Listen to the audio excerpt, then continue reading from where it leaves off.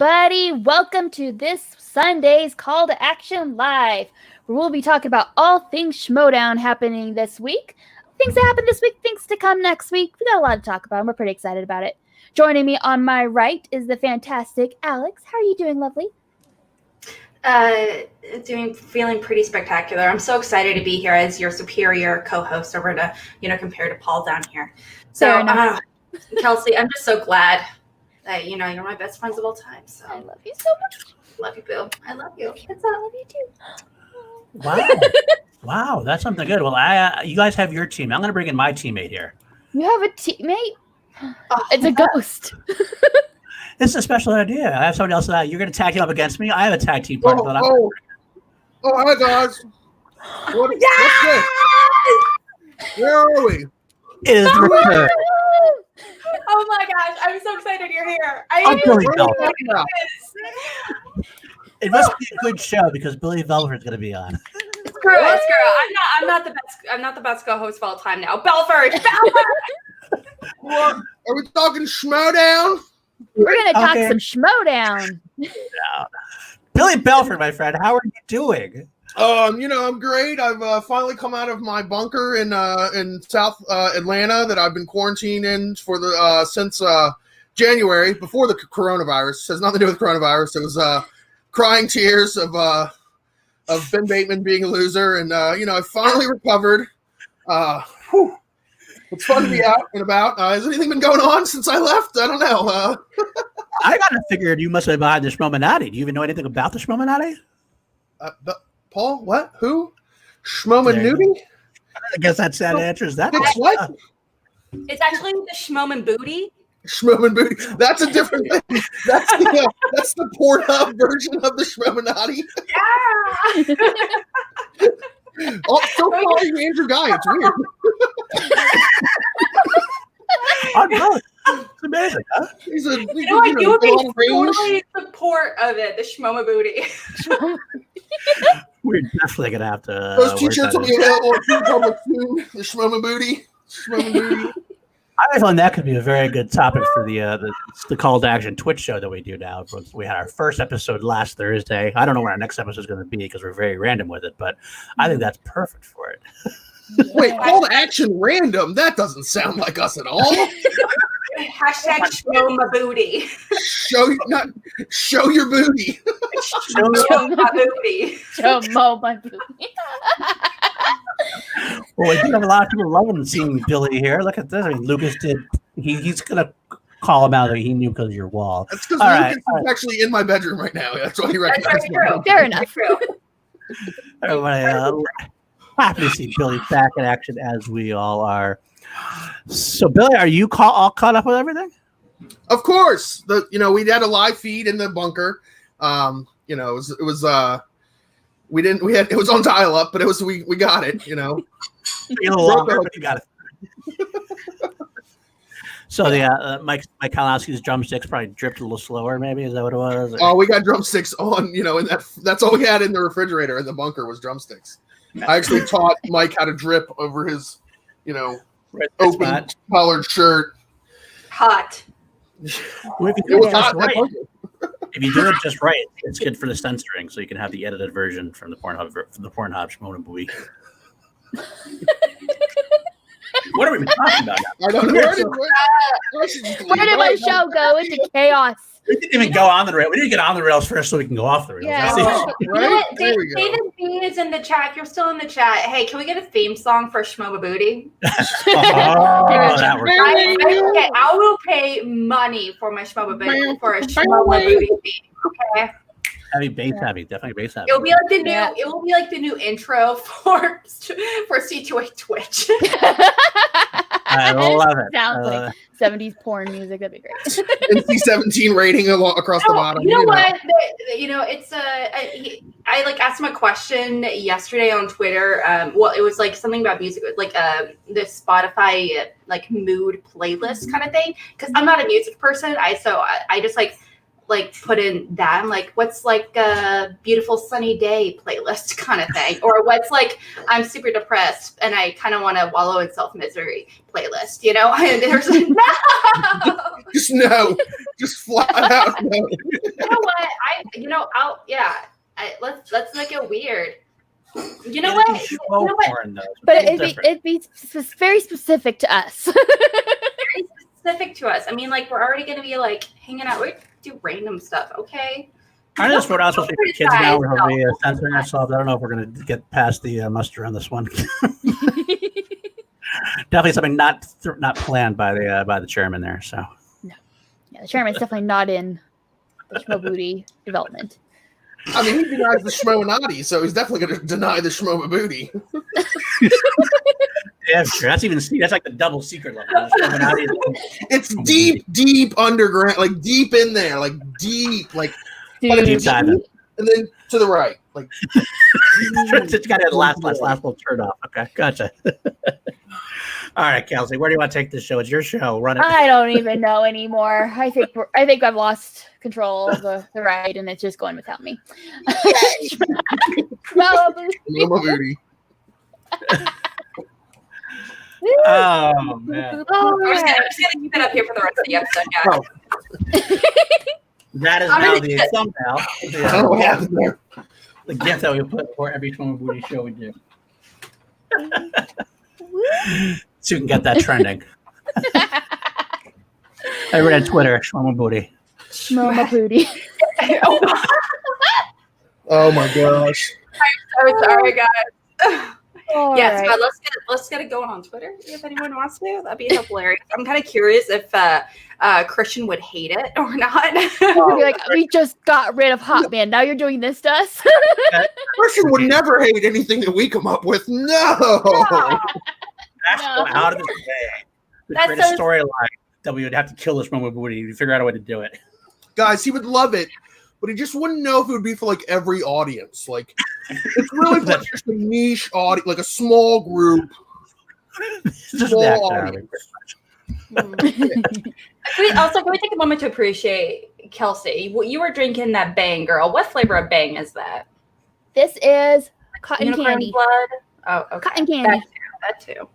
I go away for like 3 months and we're not drinking White Claw anymore. We're drinking Bang now or something. What the hell? You know what? Last time I went to the grocery store, they were sold out. Okay, so I have no access to White Claw right now. Yeah, White Claw. There's a shortage right now. Thule stuff? Is there like a Thule thing that I see people drinking? I don't know.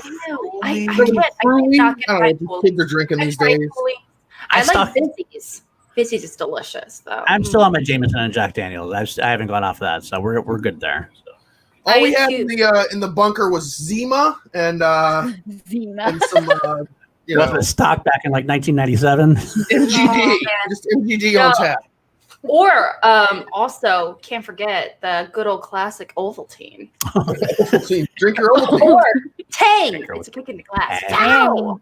That's a good. That would be a good Schmoedown question for the Christmas story. Like, what is the message in the Dakota ring? Oh yeah, Drink your Ovaltine. Classic Schmoedown.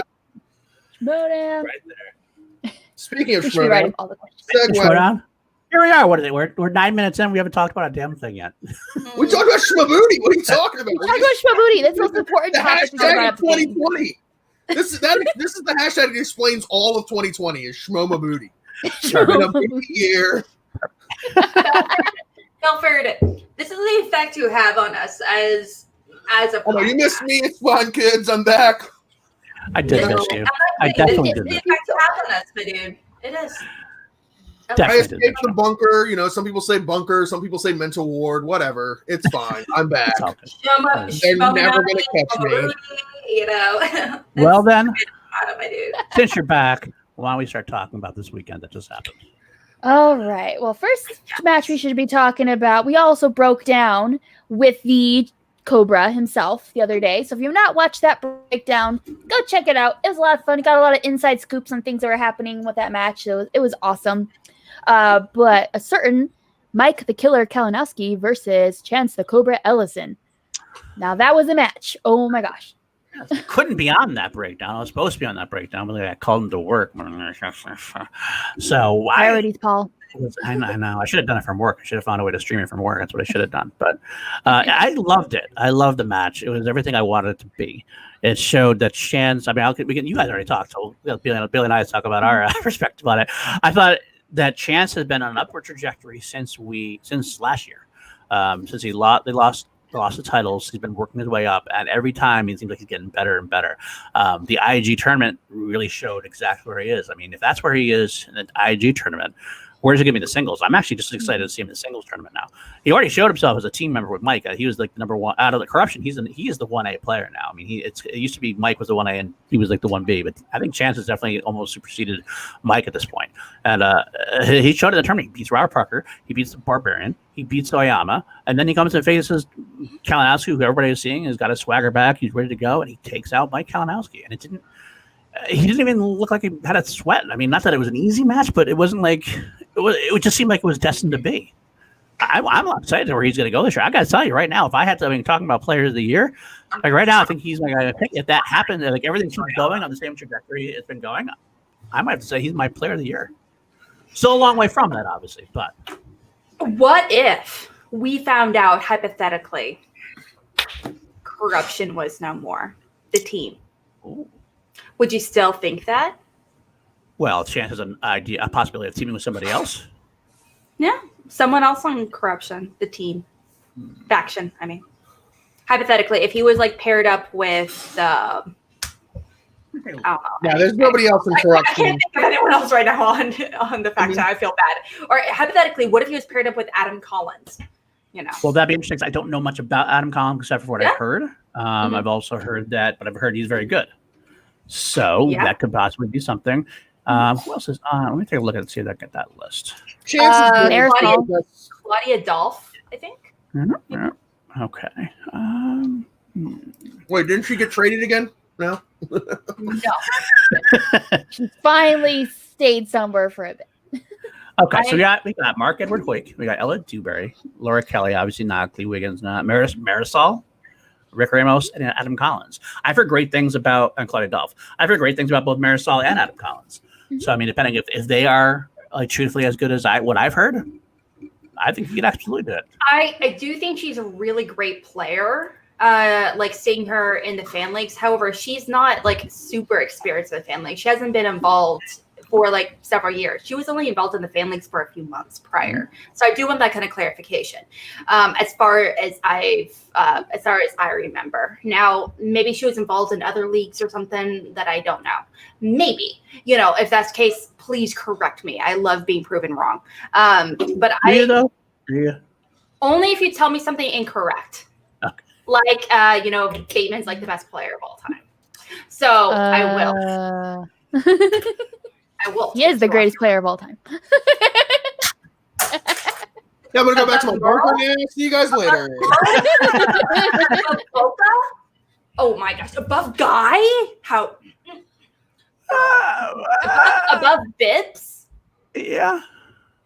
Seriously? If Ben Bateman is the greatest player of all time, Clark Wolf is the greatest player of all time. Because Clark Wolf beat Ben Bateman every time they played. He's earned the belt once. What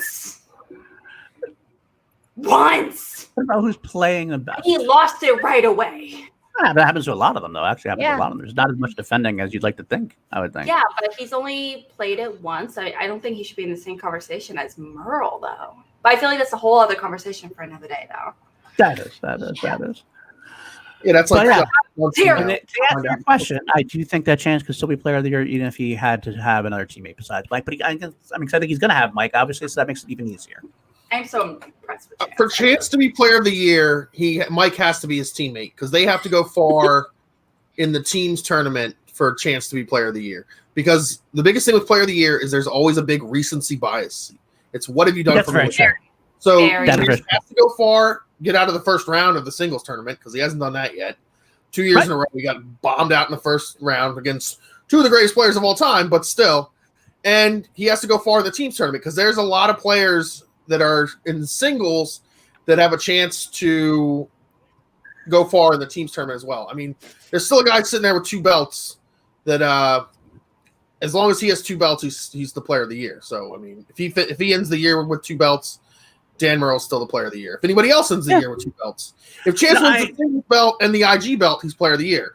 If he wins the singles belt, the IG belt, and the singles belt, holy smokes, then there's no that's question. my call right there. That I think he legitimately is the first person in a while. I actually could see Chancey 3 belts. Much better than anybody else in the league at this point. I mean, they're the 2 players that play in all 3 leagues and have legitimate shots in all three right. leagues. And Mike, I don't think Mike. I think Chance is a better shot than Mike does at this point. That's my call on that. Right now, because he's close to the IG belt for sure. So no, that's true at this point. Well, something that I do think we need to remember is that, arguably so, Chance wouldn't be where he would be today if it wasn't for Mike. So I just want to say, like, if we're going to be talking about how great Chance is, which he deserves all this love and attention because he is definitely one of the best players so far this season. You know, sure, things can change, you know, going into a singles tournament or teams, whatever it may be. But as of now, he is absolutely in the conversation for the best player of the year. But I cannot... if we're talking about him being one of the best players of the year, we have to give so much credit over to Mike as well. Just from what I've been told, he's really taken him under his wing, how he's mentoring, how he's trained him, how he is the one that's been prepping him for IG. You know, personally, having one-on-one. And so before that, you know, he did and when he lost to, what's that loser's name?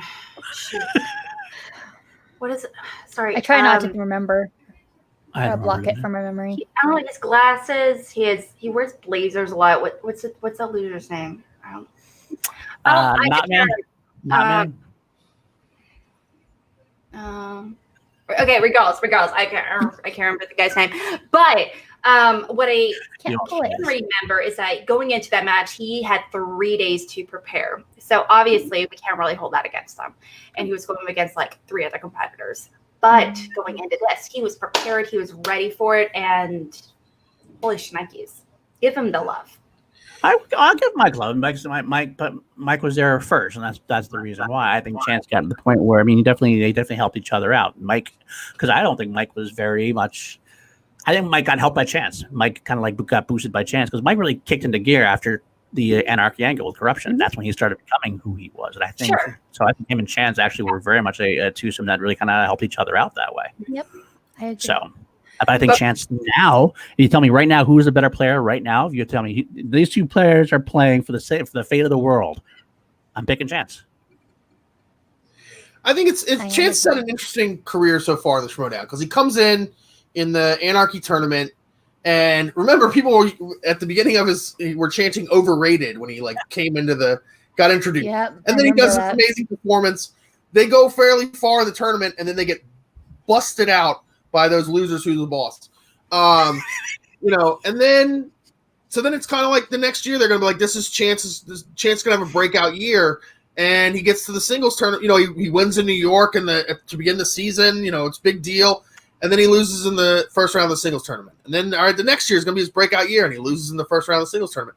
This, I think, is Chance's now Chance kind of like fell down to like where the expectations went away. And especially like nobody expected Chance to win the IG tournament. Like, nobody called that except for this guy. That's right. From my bunker doing the analysis.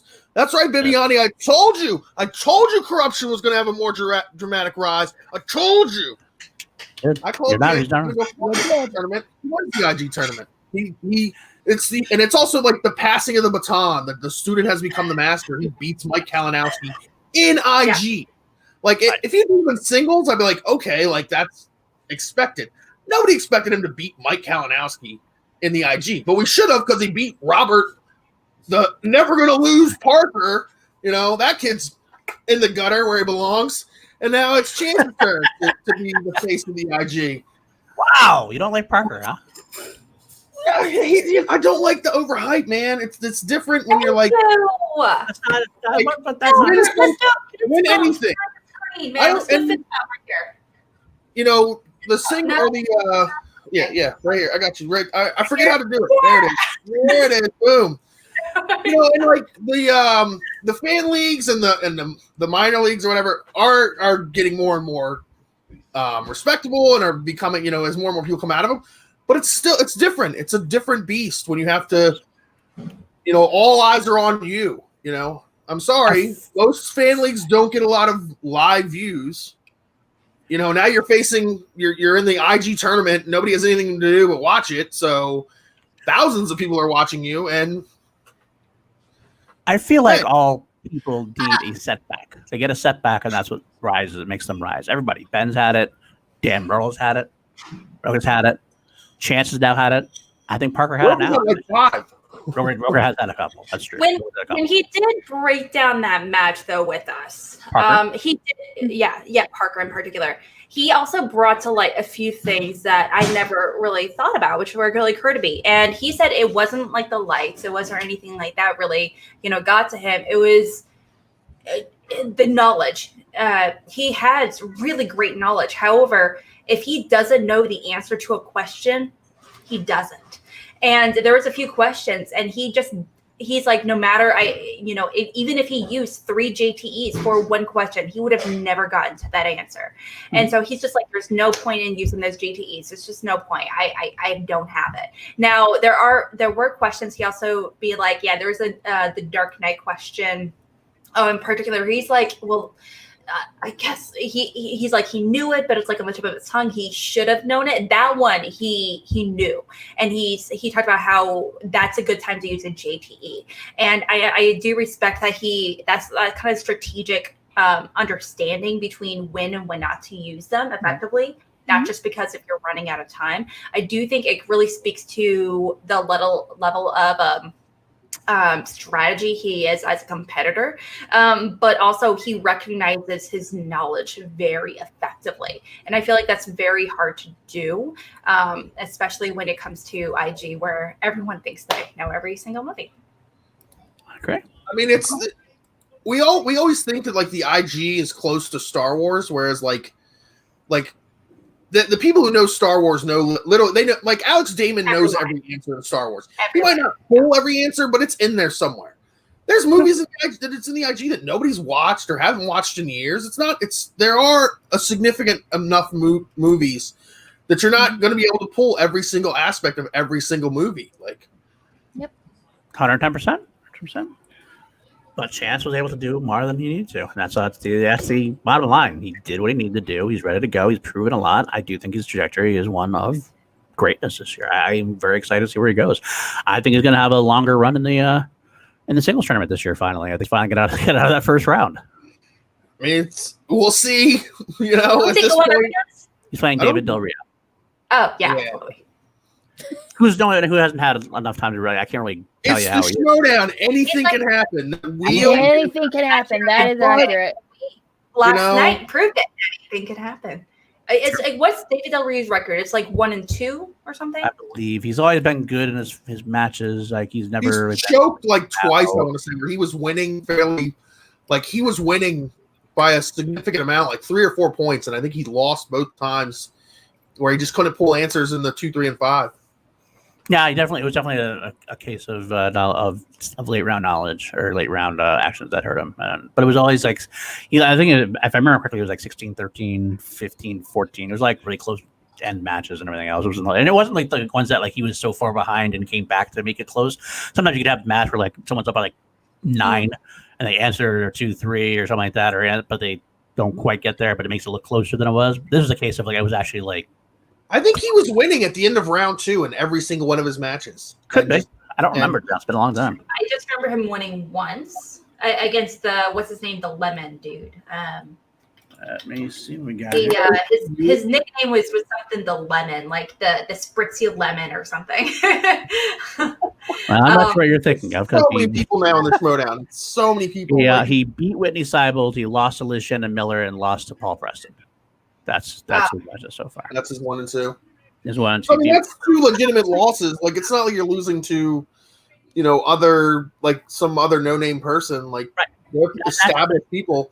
Liz Shannon Miller had a number 1 contenders match. So I mean, and Paul Preston, we've seen what he can do. We've already definitely seen. What he can do. So it's definitely not. I mean, Whitney Seibold, as much as he's had a lot of bad luck, is definitely a legitimate player. So I mean. I think I'm interested to see what David Del Rio could be a guy that surprises. I think David Del Rio against Preston was the play-in match. The play-in singles tournament qualifier. Yep. And then it turned out that David Del Rio couldn't be in the tournament anyway, so it was like it turned out for the best. That's true. Schmoedown made sure it happened. What? I'm sorry. Who? Schmoedown makes it happen. Thank you, Leo. You see, Del Rio's match. He had a perfect round 1, but bombed in round 2 in actors and actresses, and that's not bad. That's a hard one. Yeah. They could do that category. You could know all of them or know none of them, depending on it's a very deceivingly It can be a very deceivingly difficult one. I wonder if he spun that the first time and didn't spin away from it, because that's the thing that like someone who's new to the Schmoedown would do. They'd be like, "Oh, I know actors and actresses. I'll take that." Yeah. And then you realize, well, yeah, you know some actors and actresses, but there's a lot of actors and actresses out there. It's not good actors and actresses. It's any actors and actresses. I kind of want to. I do want to know who else was thinking of the. I know who he looks very like. Curious. I know what he looks like. Glasses. Alex is creating Schmoedown characters in her brain. Her Schmoedown. This is someone who's definitely taken by the Schmoedown booty. He played in Inner Geekdom. I stand right. I stand corrected. He played in Inner Geekdom. I think he played against Brandon Hanna. I think he was like in the 4-way. That's pretty funny. In the 5-way, the Chance, Chandra, Emily Rose Jacobs. You're not Emily Rose. No, he didn't. Keaton Mark. He didn't know. I know what he looks like. This is like. I think the Schmo booty made him not exist anymore, so you're not going to be able to find anything on him. I know what he looks like. Okay, do you want me to describe him to you? Like the Mandela effect. No, you already said he's spritzy. He's got hair and eyes. He's a guy. No, give me a hot minute. While she looks for that question, if Perry beats Mike, how big of an upset would it be in the first round? Huge or not that big? I say huge. I think closer to huge. If Perry beat Mike, huge. I would say closer to huge. Mm-hmm. I would not be surprised to see Perry do well. She's smart, knowledgeable. She has improved herself well with tough beats. She kind of always just was like a decent match, but never could quite get over the hump. From what I've heard, she's very I know she's very competitive, which is why she stepped away. So if she's ready to step back in, she knows she must want to really prove herself. So I wouldn't be surprised to see her to be surprising, but I would be surprised to see her beat Mike. Is Jurassic Park on the wheel? If that's on the wheel and Perry can hit it, then we could be in trouble. I honestly am a little disappointed that she didn't get the chance to go in IG, because I feel like she would thrive in IG, honestly. Not to say that she wouldn't thrive in singles or teams. I think she definitely does. It's just a lot of her favorite movies of all time are in the IG. I think people are scared of the IG now, and I don't mean in a negative way. It's just that. I can see that. The IG. I think 2 years ago, she's really good in the IG. Now in the IG, because you can't just answer questions about the movies you like. You can't just be a one-trick pony where you're only liking the MCU, Harry Potter, or MCU, or Lord of the Rings. Suicide Squad bop expert. I never miss a question. Is your thing, General Travis Mickey says maybe Demi. I'm not even going to try it. Not even going to try it. That's a lot of confidence. Alex, is that who you're thinking of, Alex? I'm trying. Who? What? Demi. Yes, thank you. I'm like trying to pull him up right now, and I'm like scrolling through the last year's match, and I'm like, I know exactly what he looks like. His nickname was the Electric Lemon. Okay. Jeremiah Morris just made a really good point for Perry.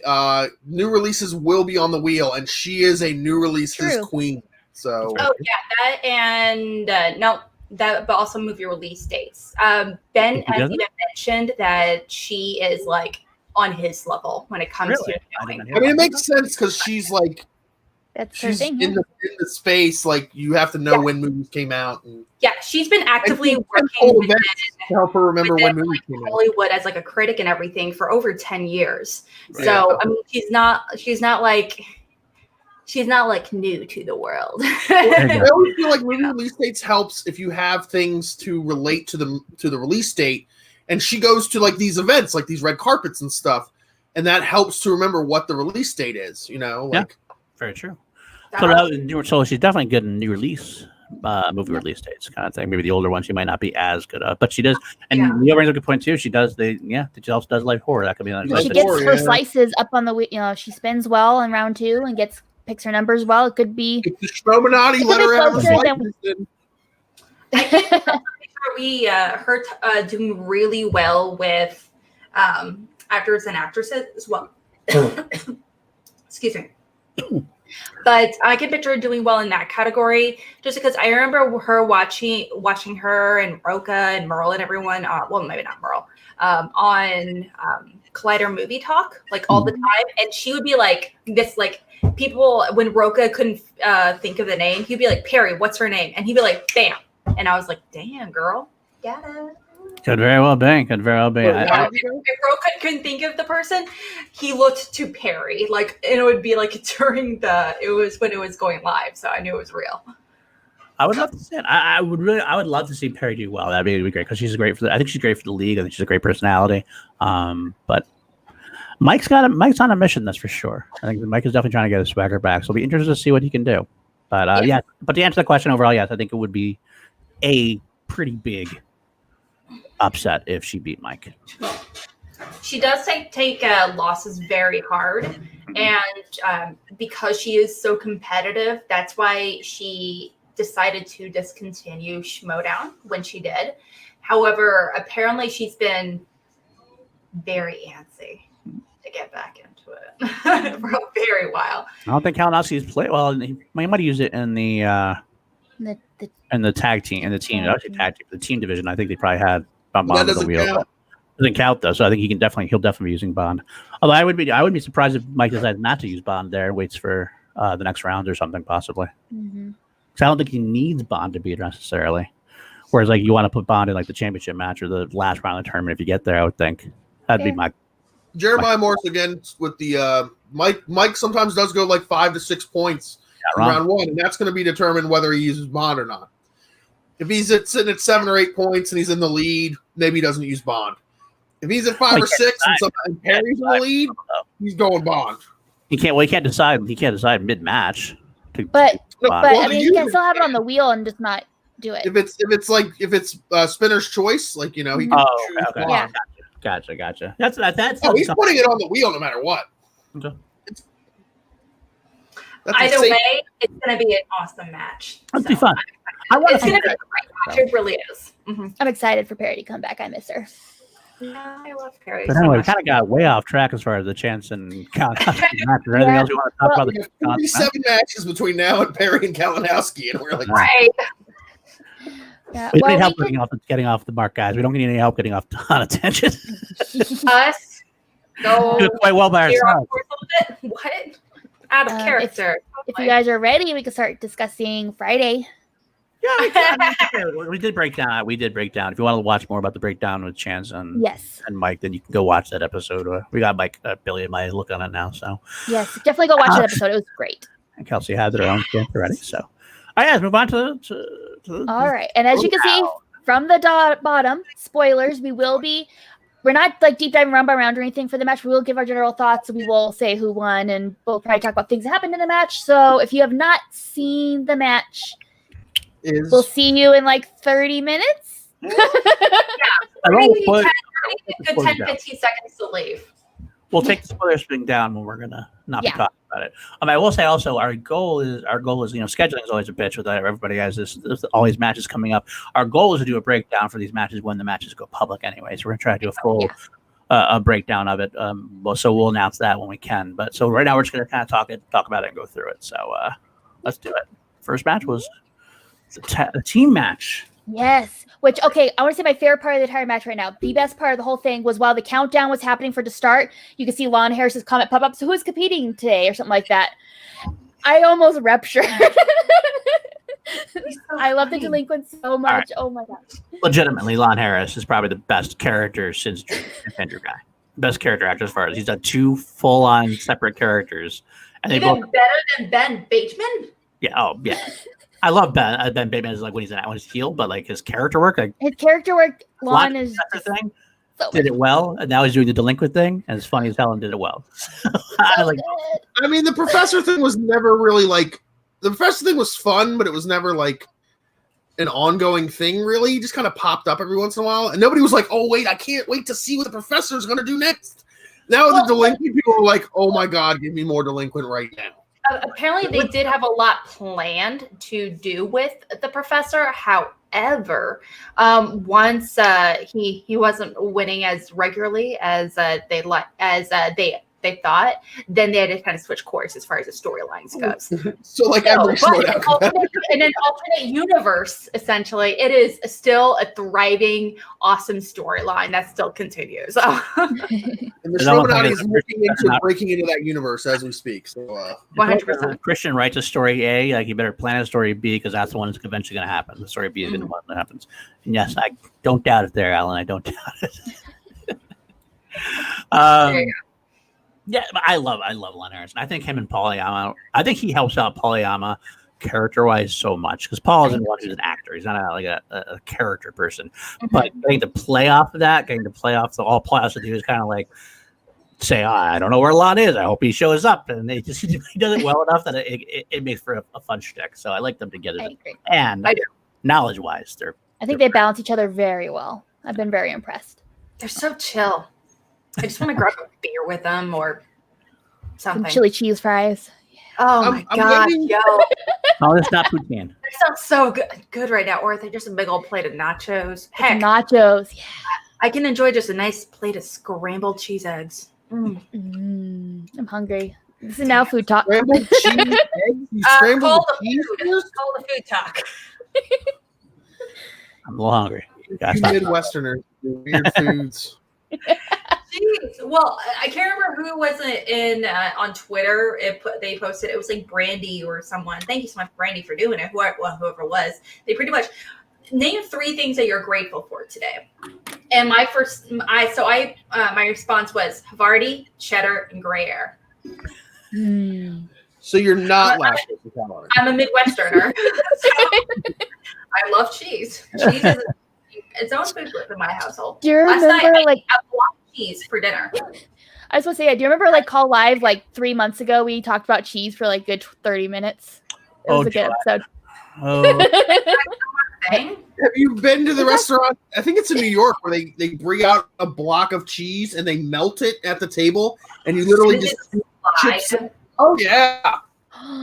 Yeah, they just slide it pot? over the big bread and it just comes up in one big thing. Oh, it is so good. Sorry.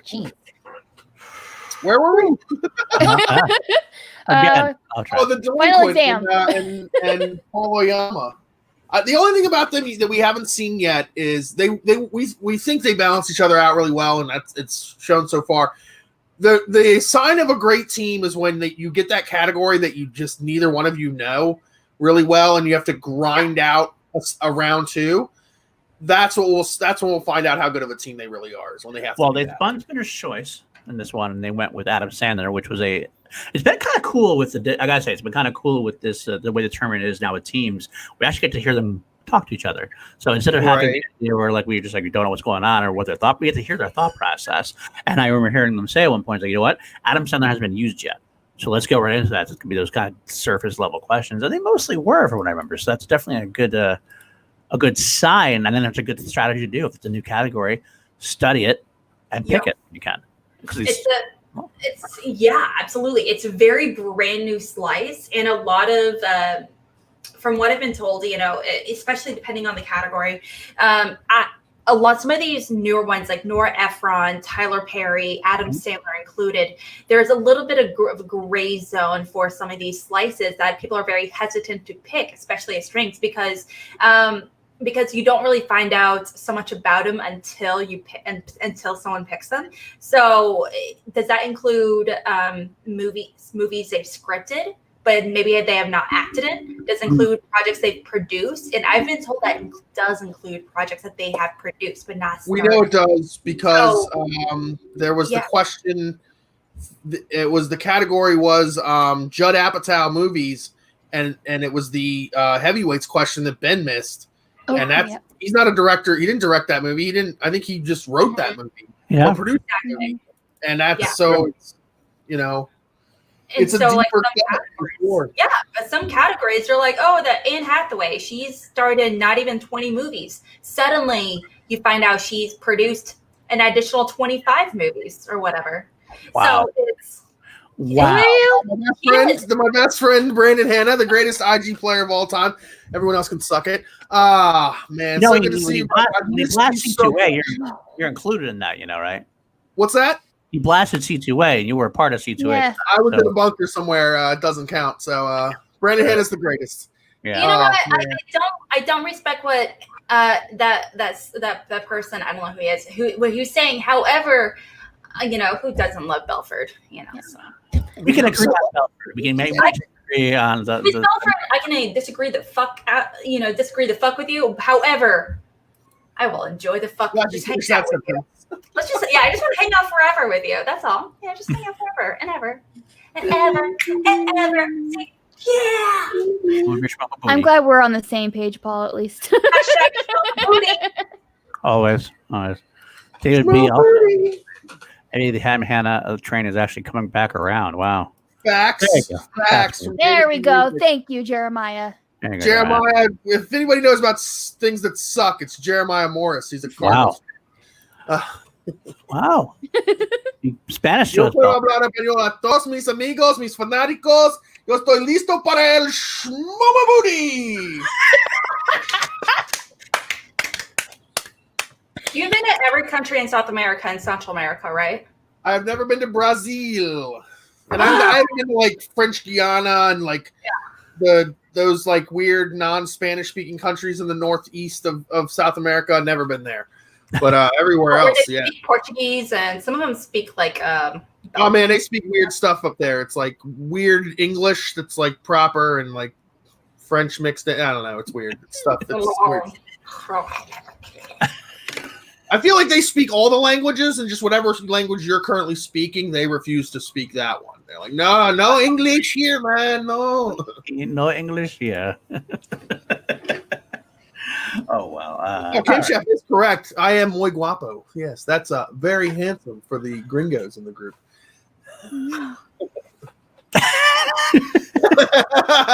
Learn something new every day. Class continues. I'm not getting me wrong. I won't argue that because, you are very, very muy guapo. Anyway, before we go talk about Brandon Hanna's best friend over here anymore. So what else? If I'll accept what's his face on screen, if that means Belford is here. I like Belford that much. I'm okay with other weirdos. Their presences. As long as you have Belford, I'm okay with that. It balances out the horribleness, the gloriousness, the horribleness. Something like that. I would say something like that. Amazingness, yes. We're all in agreement. It balances out the amount of vomit that's present. So, yeah. I mean, what's happening? I'm not going to let it go for now. I'm just going to let it go. All right, so back to the matches. Yes, all right. Yes. There was a match between Fire and the Deep 13. Guys, Schmoedown pay-per-view. Let's do it. The final exam got Adam Sandler and did well. Whitney and Alonzo went with Festival Darlings again. Festival Darlings, yep. Did pretty well. Apparently good at. They're very good at. Shocking. It all comes down to the fact. Kate told them to pick Festival Darlings this time. I think that's what happened. Kate, she doesn't manage them, but she said, you guys should do that. We're okay at it. Well, you're not too bad at it, so. Apparently, you run one of these festival things. Like, I think Alonzo Duralde's actual nickname is the Festival Darling, Alonzo Duralde. So, it should be. I mean, look at him. He is.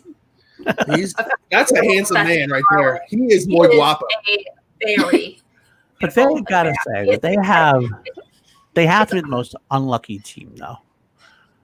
At this point. I don't know about that. They've played like 2 matches. Both times they did very, very well and still lost. Called like 32 points in teams and lost. Both times so far. Wait, are we talking about Deep 13? Deep 13. They're one. They're 1-1. They did. They won once against the final. Yeah, they did win against the experiment. Yeah. didn't they? Yeah, they won against the experiment with Corrections Experiment. What we're trying to say, Paul, this is what I actually came back to the show for, is that you have been wrong a lot. I've been wrong. Okay, I'm wrong. No one's been calling you out on your shit enough, Paul. All right, PLD. So Whitney does have that tendency, though, where he'll do very, very well and still lose. Singles is that guy. Now this was a loss. This was actually okay. All right. So fine. Whitney is unlucky. Fine. They beat Tom and Paul. That's right. Okay. Whitney, it was like Schmoedown requires a certain type of competitor nowadays, and I don't think Whitney is that kind of competitor. Because he's just so filled of casual knowledge. I mean, hearing him on critically acclaimed, one of my favorite podcasts, I'm not gonna lie, it's my favorite podcast. He's just so filled of knowledge. It's bonkers. It really is. But at the same time, he watches a lot of hyper niche stuff, and and I don't want to say he's unlucky. It's just sometimes it's just not a priority for him to think of certain actors, I guess, or whatever it might be. I'm not sure how to say it. I mean, I think they are both cut from the same cloth, though. It's why they did well in Festival of Darkness. I think Alonzo and him both have that kind of same breadth of knowledge. They're both very. I feel like they both have the same. How many matches has Alonzo played, though? Not many, not a whole lot. I don't like to put him. At least a few in that, actually. Get a couple. Yeah, let's see. To me, they're like on different calibers. Thing is, we can't really talk about Whitney like that, just because Whitney has played in singles and he's played in teams for a very long time, not only with Bibbs, but also obviously with Alonzo. But with Alonzo, he's been around for a long time, but he's very sparse with the amount of matches that we've actually had from him. But the ones that he has personally played in, he actually plays really, really well. So I'll find you on that. He hasn't actually played. It looks like, according to, maybe I'm wrong here, but the wiki is saying that he's not played a singles match yet. He's done a couple of free-for-alls. Alonzo has now played a singles match yet now. Right. He's had a lot of team matches where he was with What the Flick and he lost to Rotten Tomatoes. Mm-hmm. He was with the Paddington 2, and they beat the War Machine, Janine Bryce and Brian Walton. They lost to the Odd Couple, which is a good team to lose to if you're going to lose somebody. They lost to the Time Machine.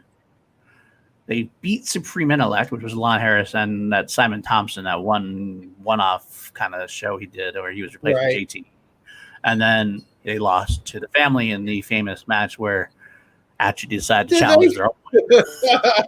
Where Schmobo Booty came into hardcore. To the Family.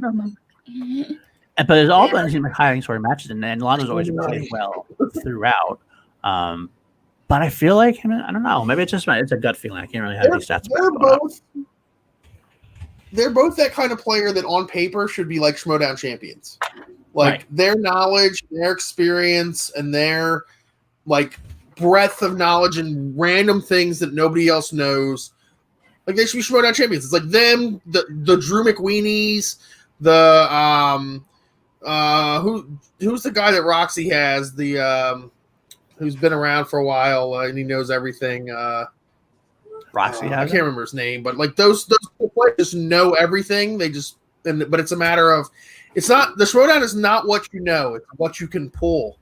Yeah. And like there are people who know a lot that can't pull answers. Oh, Vevida. And there are people who Vevida, like Vevida's that sort of like he's this scary, like when he was coming in, he's this scary thing. Like he'll never miss a question, and then he misses questions, because it just doesn't click there. Or you get some random question that you don't know the answer to, but these couch quarterback Schmoedown fans are like, oh, I knew that one right away. That was the easiest question I ever heard in my entire life. Amazing what the fans know after the fact sometimes.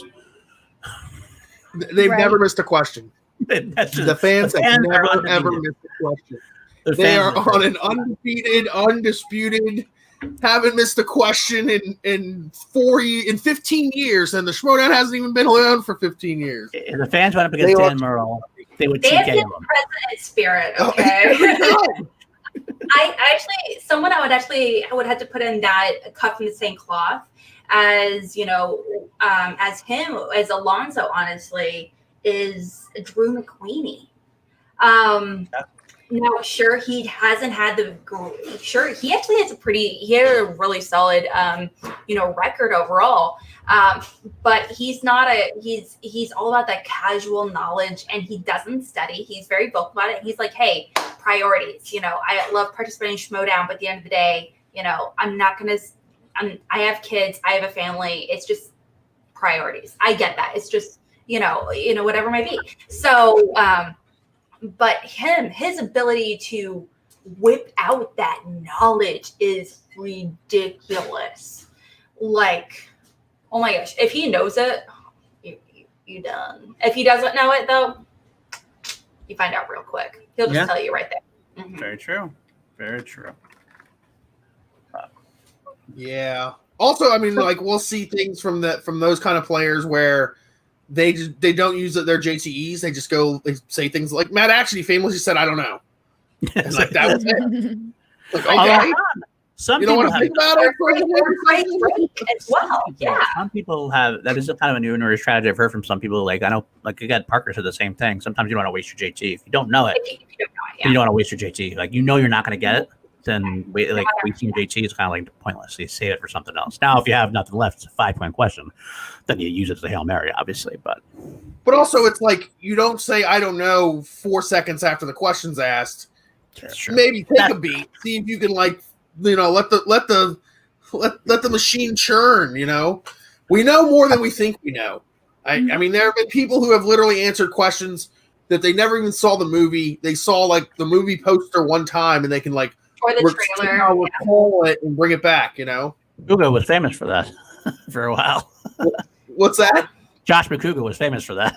Yeah, McCouga. McCouga's answered questions that he didn't know the answer to and got them right. So it's actually no. So he doesn't do anything. He doesn't even look at movie posters or anything like that. He's just buzzed, he's just buzzed really consistently, and the vibrations that he feels is actually the Schmoedown just whispering sweet nothings into his ear, and so that's how it happens.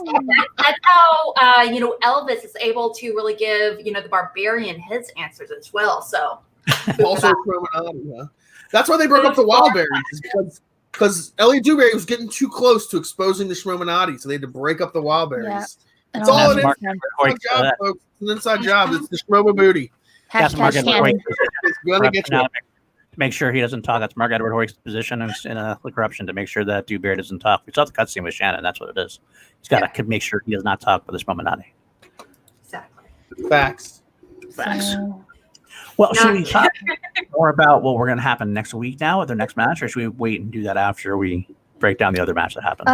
We can talk about that when it's time to speculate. I think I want to get into talking about the next match really bad.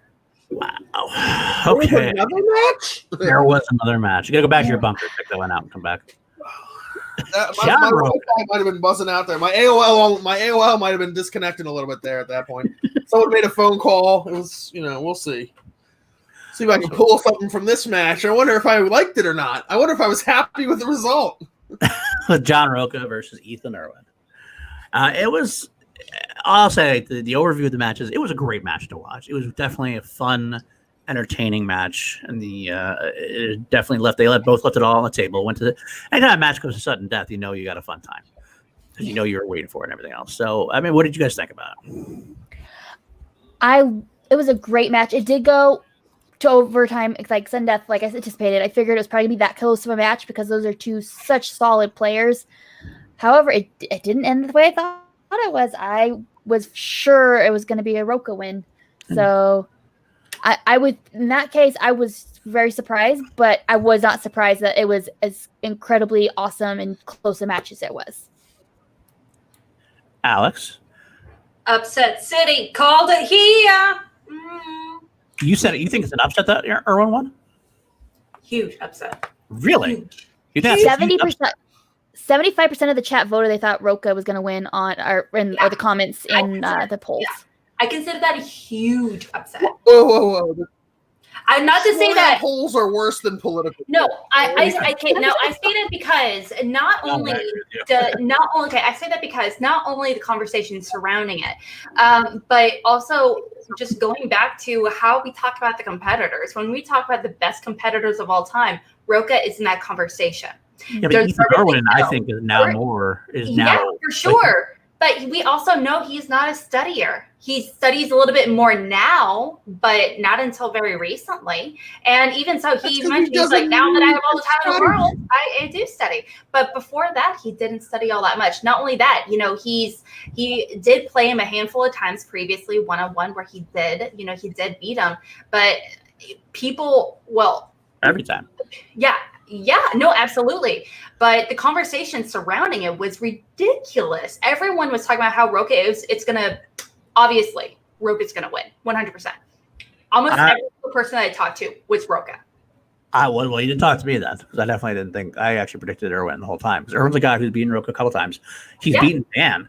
He lost to Dan only on like one of the better matches that we've ever seen.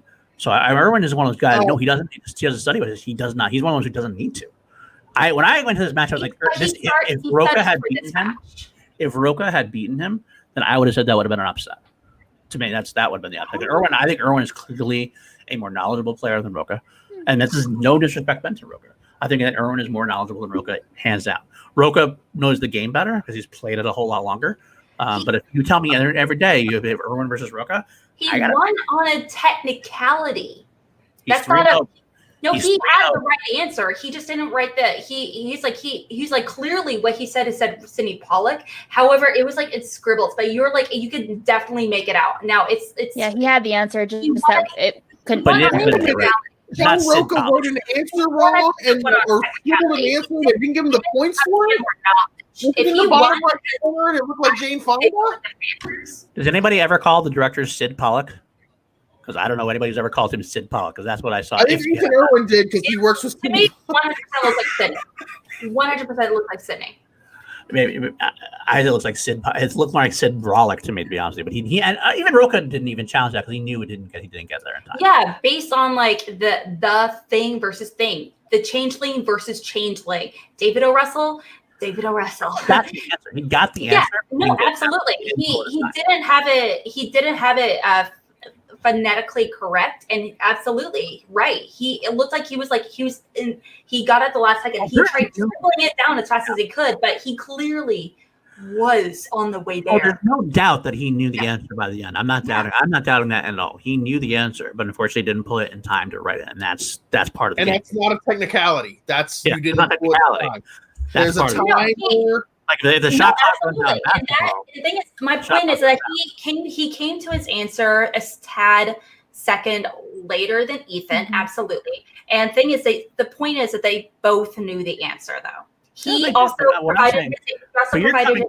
You're coming to this saying that Roca's the better player. That's what it sounds like you're saying. I think they're both, great players. The thing is, when we talk about the greatest players of all time, Roca is in that conversation. Because he's better longer.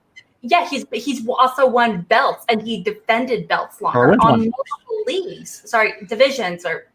Irwin won a belt, so you can't really take that. Once, and he lost it right away. So Roca he also won in teams and singles multiple times. He's only defended it once, though. Yeah, but he won it several times with different people. But I'm not trying to downplay Roca, but the idea is like I'm looking at Roca. You're talking about Roca from like 2014 to now. Everyone's only been there. You're talking about Roca BE before Ethan. If you take all right, absolutely. Let's start where Irwin came into the league and where Roca came to the league. At the same, like from that time forward, I would think Irwin's a better player than Roca is, and that's what matters now because that's more current. That's while now. You guys are arguing this, I would like to address something in the comments that someone Alan Smithy said that if you answer first, you shouldn't have to write it, and that is a complete fallacy because you get the same amount of time to answer the question and write it down. You don't have to write it. It gives you a couple extra seconds to pull the answer. I will say. Also, go ahead, Alex. It comes down to you have to have it written down, and not only it has to be phonetically correct. Thing is, what if you write it down, and even if you are the first person said, but you put, what if you say Lena Headey, but you write down Lena Headley? where there's then it's wrong. You have to write down and say. It's absolutely wrong. Even if David you say O'Russell is a correct answer. I don't care where the apostrophe period or anything else so is. you absolutely should have to write the answer. Geppetto is correct. Say it. Spelled Japeto. Just because you don't know how to spell things correctly doesn't Well, mean it doesn't have to Headley versus Keith argument comes in. That happened in the chance match. I have a chance with Psylocke. Psylocke. It's like a Cylok. Yeah, honestly, having not read the comic books or anything, I would have This probably isn't a spelled it spelling the same bee. way. Like, or it's like Psylocke, Cyclops. Honestly, me being me, I probably would have said it, thought it was the exact same. So and I will just to comment on what Alan said. I actually think that's an interesting point. It's an interesting rule to be talked about if you want to talk about that. But it doesn't matter. It's irrelevant to this match because that's the rules in place. Mm-hmm. Whether or not it's you coulda, shoulda, woulda, the rule is in place. He has to write it down. So it doesn't matter whether he got it or not. He didn't write it down. So yeah, he got it wrong. That's the end of the day. That's the end of it, unfortunately. Absolutely. But going back to that, what they should do if they're going to do that is they should literally put everyone else in isolation and ask the questions individually. So you get the same amount of time. You don't have to write it. You can answer when it's your, like Ben Stein's Money style, where you put headphones on everybody so they can't hear or see. And then it's all an equal playing field. Because if you allow somebody to answer a question without having to write it down, you get an extra beat. You get an extra couple seconds to answer the question. Yeah. Cool. Dan Murrow pulled David O'Russell after they finished asking the question. Right. I don't even know if that's the right answer. I don't remember. I don't even remember now. It's been so long since Geppetto. I don't remember it was the right answer. I think it was right, and they gave him the point. They did too, yeah. Because it was phonetically correct. He said it correct. It was just spelled really, really wrong. Again, it's not a spelling bee, and at least he spelled it the way that he said it. It's not like he spelled it that some other way and then said Geppetto. Like, it's like he wrote dog biscuits and said Geppetto. Like, oh, that's how I spelled Geppetto. No? There is a difference. If he put like an L after the P and wrote Geppetto and then said Geppetto, that's wrong because that's not you're not writing what you're saying. But if you write what you say, you should be rewarded. Like, all right. But anyway, we went back. We're getting back to the whole thing. We're going back to the beginning of what we were talking about was where Roca and Irwin stood. Mm-hmm. Yes, Roca is definitely considered one of the greatest of all time. Irwin is not yet. But as far as currently, when you are talking about Irwin and Roca now, they are at least on the same playing field, same level. And as far as the polls go, John Roca should win that poll every time. He's on 5 days a week, at least once every day. He has Outlaw Nation. He has a huge following. He's been in the league. He is the godfather of the league. Like, John Roca should win these polls of who's going to win because people want to see John Roca win. I don't know why, but people want to see John Roca win. I do agree that people, when we talk, like I said earlier, when we talk about the greatest competitors of all time when it comes to Schmoedown, competitors that should be on the Mount Rushmore, even if you don't believe it, Roca is 100% always in the conversation. Oh yeah, I don't. As far as who should actually be where and whatever, it's whatever. Absolutely should be. But it's all subjective. It depends on the person. What do you prioritize? All that good stuff. I never hear people have that conversation about Ethan. Now it also is very different because he hasn't been around as long. Now maybe this conversation will change in like 2 years.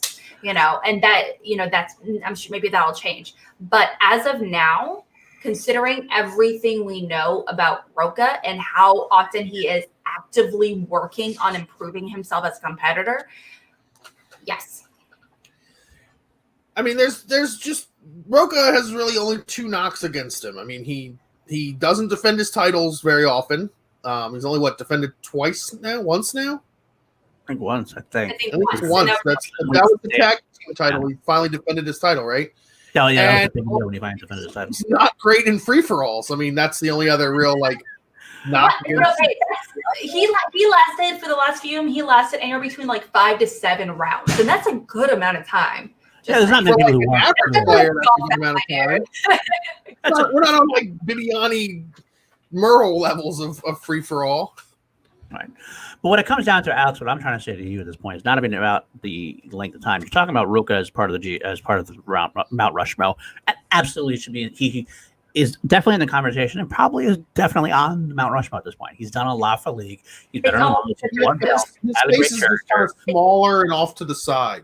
But but at the same time, you can't have Irwin on there yet for lengths of time. But that's unfortunately that you're arguing for different things.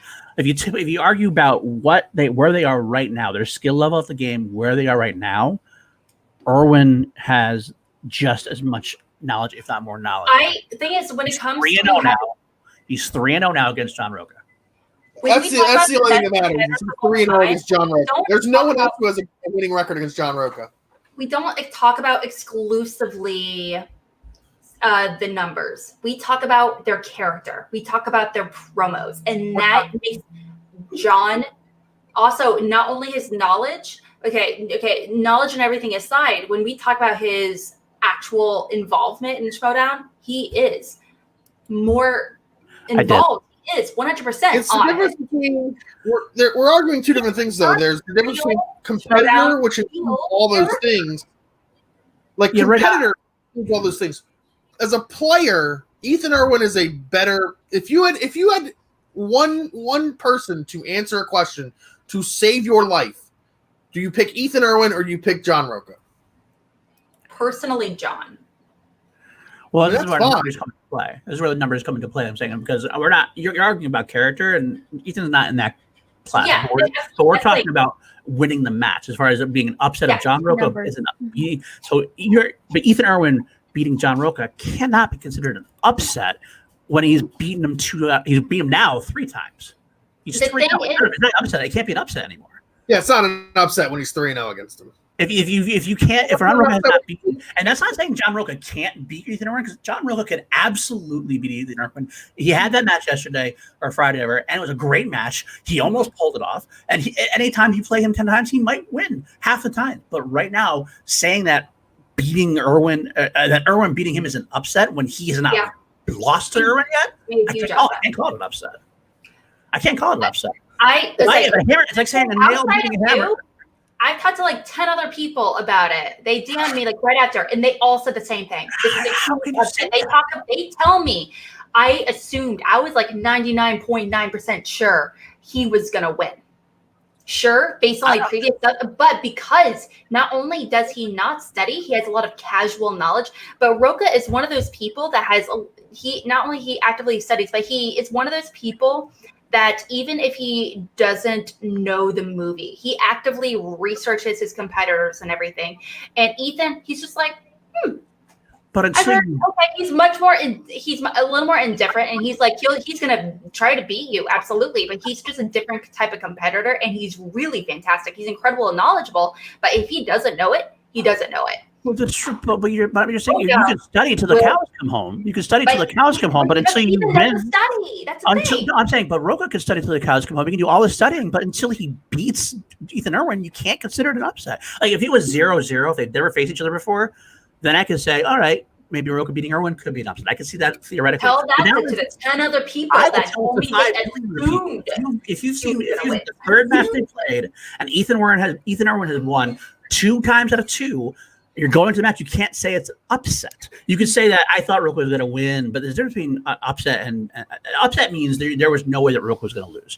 And you're telling me that you went into this match saying there's no way John Roca is going to lose, even though he's lost to Ethan Irwin twice already. I was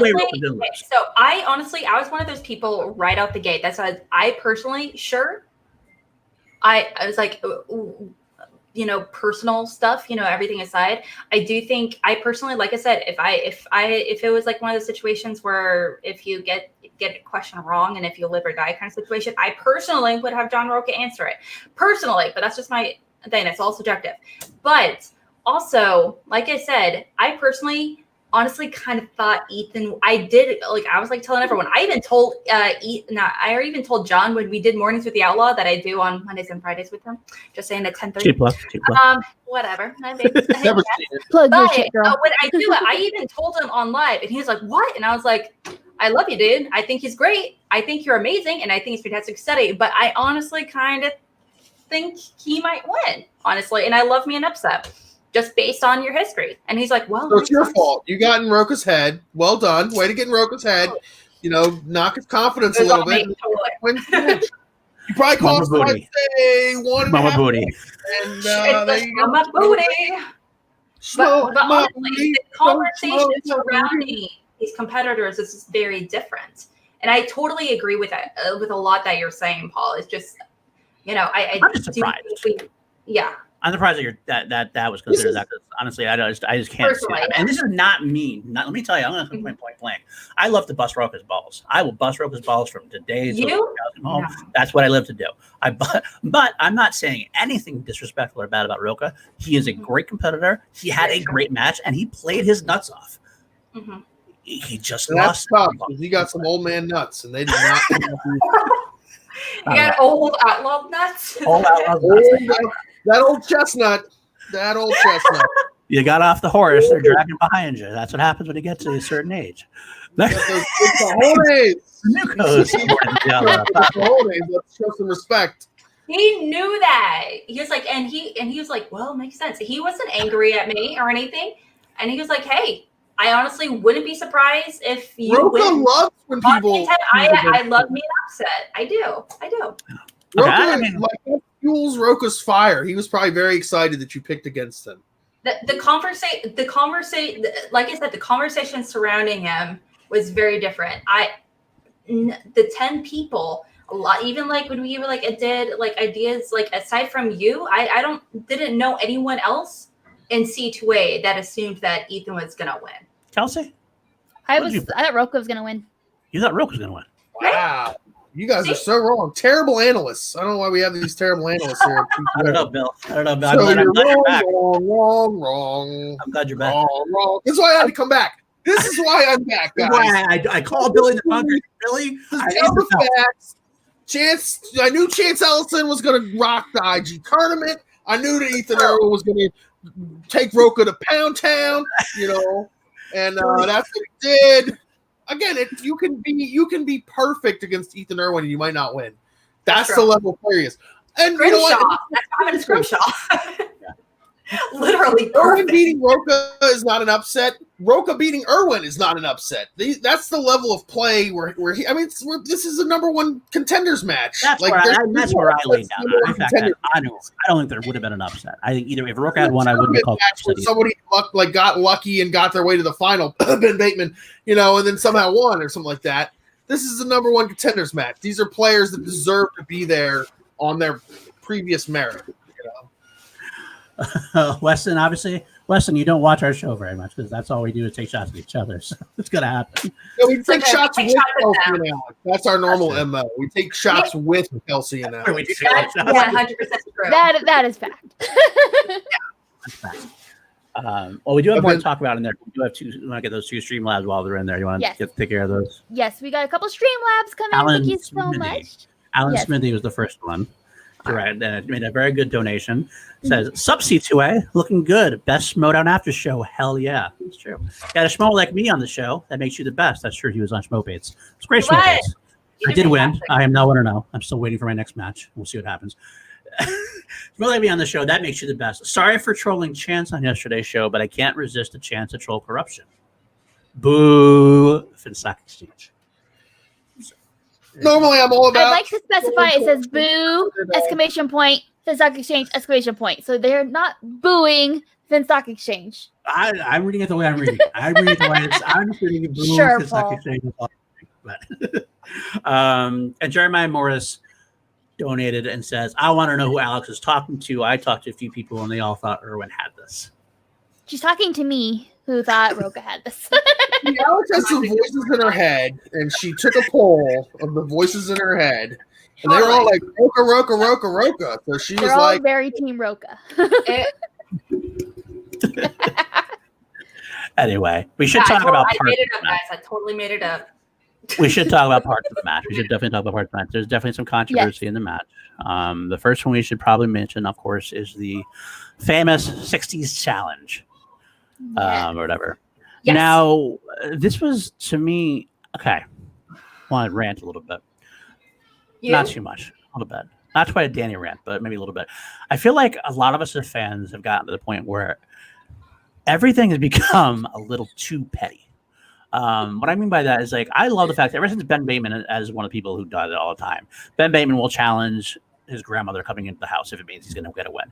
Like, it's one of those things he challenges everything, and I understand what he's doing, and I actually appreciate it as a sportsman that way, because you got to do what you got to do to win. And it happens in the match. I don't mind, even though it pisses Christian off sometimes. It pisses people off. That's part of the game. But I feel like we take it so far that after we end up like going on and on and on and on about it. And at some point, you got to say, okay, it happened. This is the ruling. You like it. You don't like it. It's over. Why are we dragging out these conversations forever? Like on the Facebook group, for example, or on the Twitter, it's like, okay, I get it. You didn't agree with it, but you know what? This happens all the time. It's part of the game. You got to deal with it. It's you win, you lose. I don't think any of the challenges we had in this game lost John Roca the match, and that's plain and simple, because they were calls that were made. You can agree with them, you can disagree with them, but at the end of the day, move on, people. Move on. Especially, and we'll talk about this later, a little bit later on. I'll drop this here, and we'll talk about it a little later on when it comes to questions. At this point, you got to understand, like, these questions. The question writer team does great overall. PJ Campbell runs a great team, and they get a lot of shit that goes down their way. And it's okay to challenge a question. It's okay to go, well, I don't think this is right. I don't think it's right. I want to take a look at this, because nobody's perfect. Yeah. But at the end of the day, once the challenge is made, once the decision is made, it's over. Move the fuck on. They don't need to deal with this shit. They're just as much people as we are. Like, mistakes have been made. Sometimes mistakes aren't even made. It's just people making mountains out of molehills. Either way, move the fuck on, please. All right, my rant's over. Fair. I didn't listen to any of that. You're like my wife. Yeah, we tune out Paul after a while. It's just like, oh, Paul's going on He again. said rant, and I stopped listening as soon as he said. No, Kid. People need a reason to, get upset. That's the state we live in. That's America in 2020. That's the world in 2020. Everybody's got to have a reason to complain, or to be upset, or to be offended, or to be, oh my God, this is the end of the world. Also, this is the thing, folks. There's a difference between a rule and how a rule is interpreted. Just because a rule is a certain way, the judges are the ones interpreting that. I've reffed several sports in my day. I've umpired baseball. There are rules, but it's about how they're being interpreted on the field or during the match. And I'll go with, I don't know, the guys that invented the freaking game. They're the ones whose interpretation of the rules matter, not whoever's writing a 15-page dissertation on, how you should write on a whiteboard on whatever, comments. I don't read those. It's too long. It's more than like 4 sentences. I ain't reading that. This is. Can I get the audio of it? Come on. I mean, challenges happen. It's the game. 3 years ago, challenges never happened because nobody cared. Right. Do you want that? Is that what you want? You want people who don't care? Or do you want people who care so much that they're going to challenge every single thing they can? Right. And outside of a Ben Bateman match or a Ben Bateman managed match especially, challenges don't really happen that often. And usually challenges don't affect the game. Now, this went to sudden death, so now we're going to, every time a match goes to sudden death, we're going to go through the match with a fine-tooth comb, looking for every little moment that could have gone a different way to determine. And I've done it before myself, That's why I was in a bunker in Atlanta. Match between Benedict Bateman and Dan freaking Merle. But I'm back. I'm back on the meds. My meds, by the way, are Ben and Jerry's. Thank you. Wonderful. It is what it is, You're a wonderful human being. No, you're right. Yeah, that's what it is. You're right. Christian and Mark made the decision. And who has a right to be upset? John Roca, maybe, and he's not upset. So what are we even talking about? And Christian and Mark make the decision. It's for the best that they can at the time for the game. It is what it is. Sometimes they got it wrong. I'm not gonna. Of course they have. I'll tell them that to their faces. I have told them that. But sometimes, you can't blame them for that. We've told people before we thought something was wrong. We do. We always tell. We're truthful. We're not gonna lie. There was a certain 5-point question in Atlanta. But we don't argue about it anymore. We move on. We move on. We're in a healthier place. As it is at this point, right? Oh, man. But anyway, going to the specifics of this one, the 60s challenge. Mm-hmm. This one specifically made me laugh a little bit because it made me laugh that it got so heated. Because, like, it was a thing where, okay, so Irwin answers the 60s. Mm-hmm. No one even thought about challenging. Not even a second. Not even John Roca. And I think if you ask him directly, he'll tell you this. He wasn't thinking of challenging.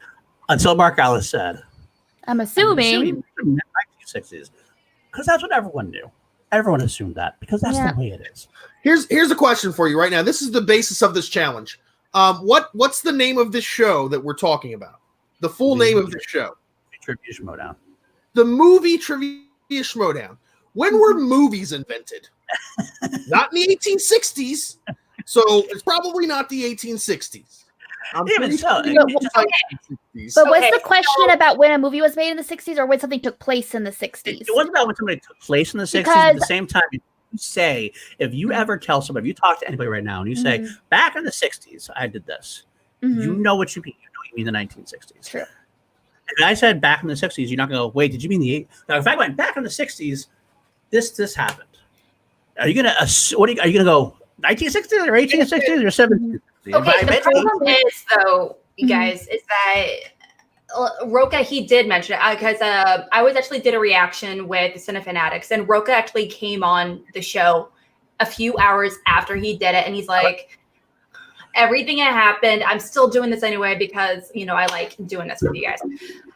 He mentioned, he's like, he would have never challenged it if Ellis had not said, and I assume the 60s. Now, the problem is, though, Ellis, and that's like, I'm not poking fun at Ellis or Harloff or anyone specifically. The thing is, some of the hosts actually, have a history of kind of suggesting to the competitors the answer. Now, I'm not saying what you're giving them. No, and thing is though, okay, I'm not saying that they're giving him the answers per se, but I'm just saying there's been a handful of moments. A lot of competitors have come forward being like, "This has happened to me 100 million%." Now, where it would be like, are you sure that's your answer? And suddenly the competitors are like, "Wait, no, it's this one."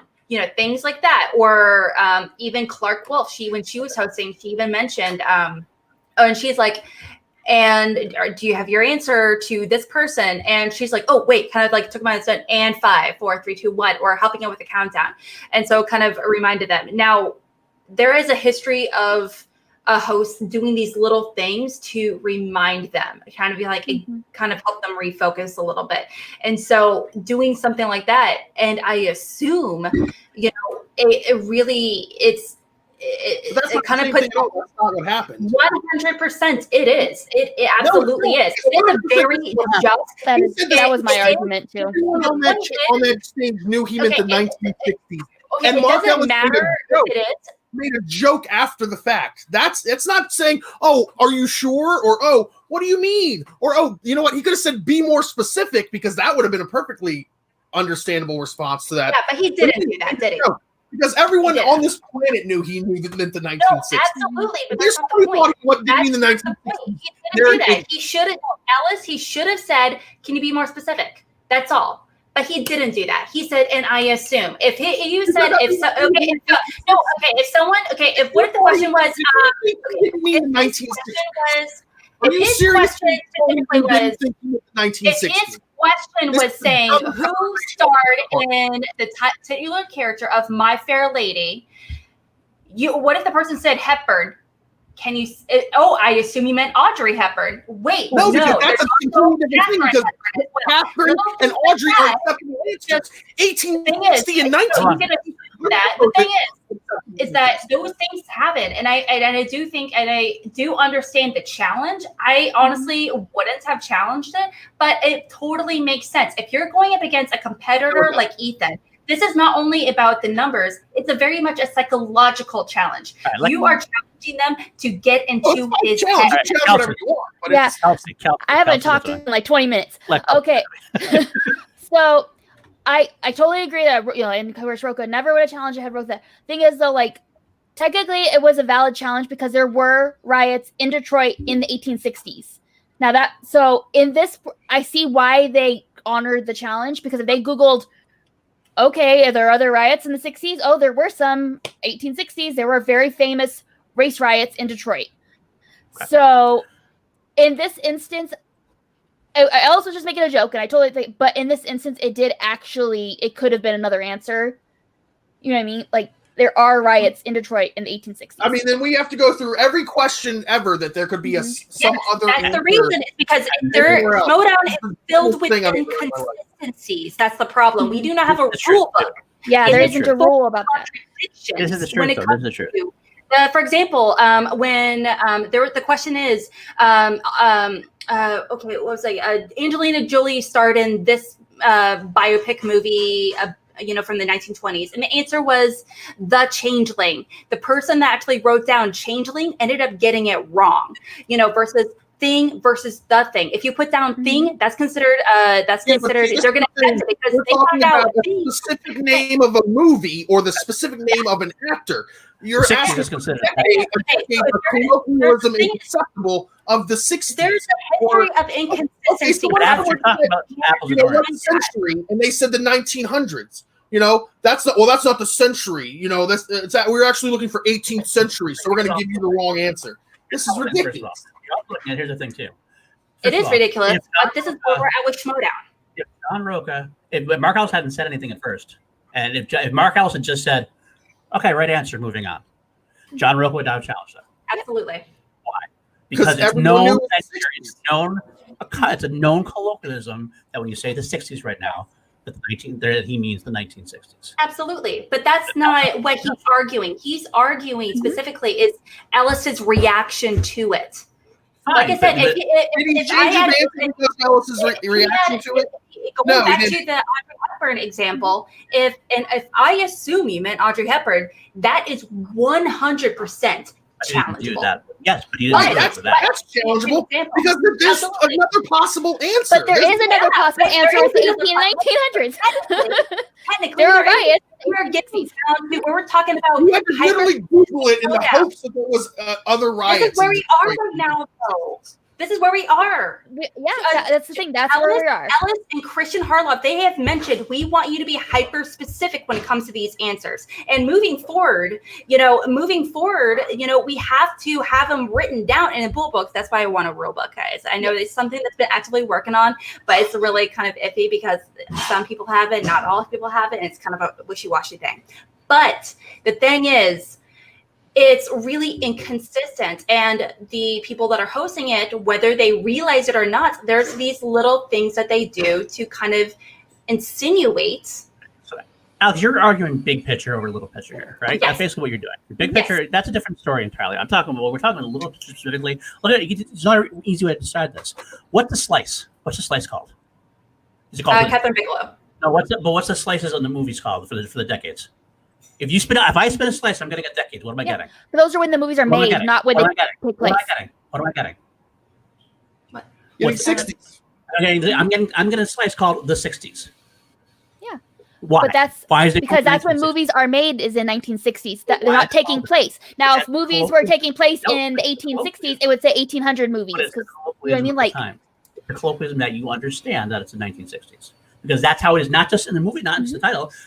In time of life. So what about the 20s? Because now there's 2 decades of movies in the 20s. That's a different story. That's a different story. But it's not because the topic we're talking about is something that happened in the 1960s, not the movie being filmed in the 60s. If you go outside your house and talk to your mailman and say, I want to get this place link from the 60s, what are they thinking? But that's assuming. We shouldn't assume answers. We can't assume anymore. Because we have a history of making those assumptions, and we are actively trying to stop it. Harloff has said, on Sen many times that I want competitors to be hyper specific, even when they don't feel like they need to. Mm-hmm. And so by that understanding, he should say the 1960s. Sure, He could have gone away with it. Absolutely. If Ellis would have asked there's which association. 60s, and then he said, 1960s. You know what I mean? But like, Ellis led with the decade. You know. But they did he change his answer based on what Ellis said? Did he even repeat himself based on what Ellis said? Did what Ellis said have But he could have. His answer just cause a challenge. The point is, if you're going to be someone like Irwin, though. So Ellis did not make any more jokes at all. Mark Ellis, don't make any more jokes. No, that's not what I'm saying. But what I'm saying is, from now on, it should be, you have to say, don't say anything but the questions. That's it, guys. I don't want anything else on the script but the questions. That's it. You might leave. I just feel that when it comes to decades/years, you need to say the whole year. I don't. I do. Absolutely. I think you need to say the entire year. Especially now. If we're talking about movie release dates. I think also, they don't say 94. We don't just say like that. You don't just say 97 or like 85. You say 1985. Yeah, but if you said 85, you probably get the right answer. They would give you the point. But they don't accept that answer anymore. Ellis and Christian has said, when talking about especially movie release dates, they request the entire year. They don't not asking. So in a specific moment that they express that in, then that's the rule. They didn't express it in this other thing. So funny thing is, at the same time, Ellis made a great joke later on and diffused the whole thing to me. I love that when he came later on about the talking to Harloff about what decade he meant. So at the end of the day, we're not getting anywhere. We're around circles at this point. We might as well move on at this point, I think. The idea is we have different thoughts. We both have disagreements on this. Alex, I understand what you're talking about. Kelsey, I understand what you're talking about as far as big picture, as far as specification goes. I still don't agree with that at this point. So I think that's where we're at. We're not going to get anywhere else in this argument at this point. We'll get a super chat in there, though. To Alex's point, should hosts not have small talk from us? I don't know what that means. Awesome. That's because that's what she's saying. There's something different than making a joke than making a leading joke. They're very different, and there have been leading jokes at the desk. Several competitors have even mentioned that it's actually resulted in some players winning. Yeah, where they changed their answer based on something. It is. I do want to clarify. Some competitors are actively they do think that they lost because of it.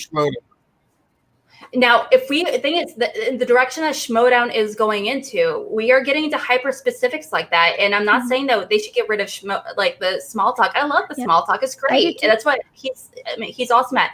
But you just got to be careful about it. If you're going to be talking about a thing with Green Lantern, and the question is a Green Lantern story, you're not going to go into a small talk conversation about the characters. Like, no, that's one thing.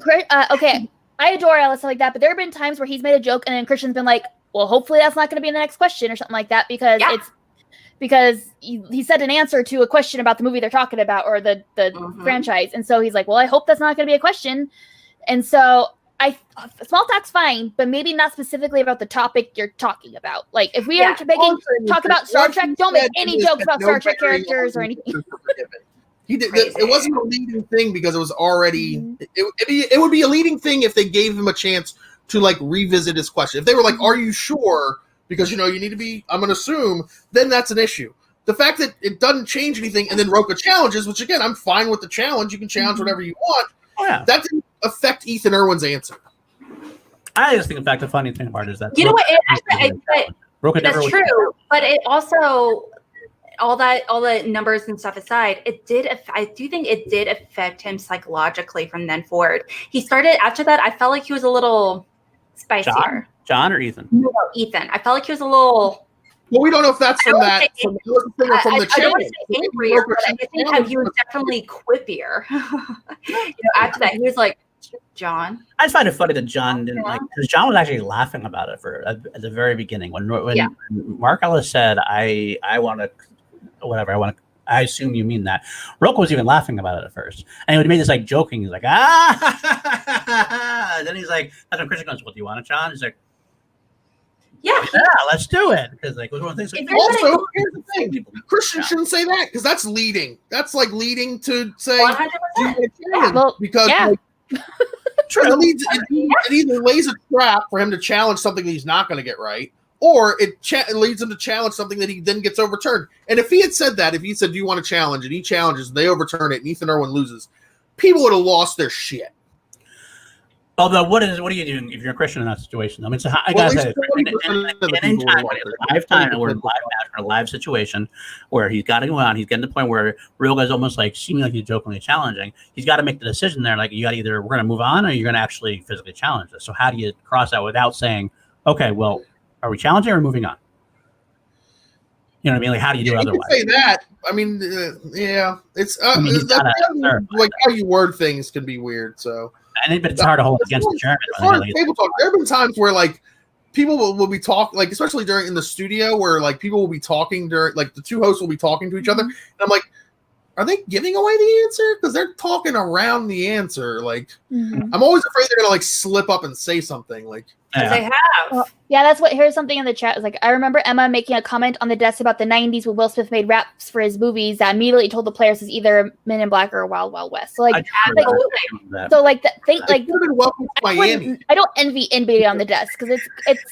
Yeah, you just have to be wary going into it. You just be really, really careful. It just kind of, like I said, it just speaks to the level of, competitiveness that we are out now. If you're going to make those, even the small talk, like I said, I love the small talk. You just have to be really, really careful about it going forward. And the people that are hosting it, they don't know the questions, the next questions going into it. They don't know what the potential, they don't know what the third round questions are and everything. And so they actually, because I think they see the questions because they will go in and make sure they pronounce them. Now after the F-ups that's happened in the past, but initially for a very long time, it very much did it. And maybe that's changed in the past 2 matches or 20 matches. I'm not sure, but it has changed for sure. Hosts just need to be very wary and how they conduct that small talk. Well, that's a good question. We're going to the next part. What do you think about how they ruled? And let Roca keep his challenge, but Irwin got a new answer. I think that was the proper challenge. I don't know how else they would have done it. Yeah. Well, it's just because it was appease everyone because they let he answered correctly, but they want to give him but Roca's challenge is a viable challenge. You could challenge that question.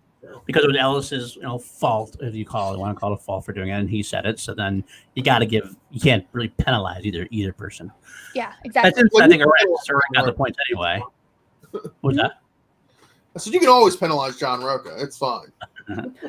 We do have a stream lab in there. I want to throw that in. Oscar, thank you, Oscar. Old man Paul yells at cloud. Could be the case. I am an old man and I do yell at clouds.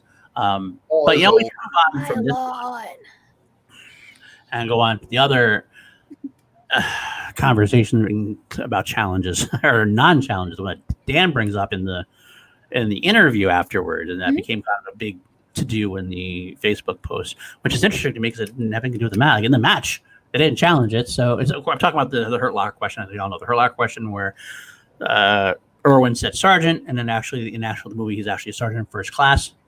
And Dan said that should have been challenged. But at the end of the day, it doesn't really matter because John Roca didn't challenge it.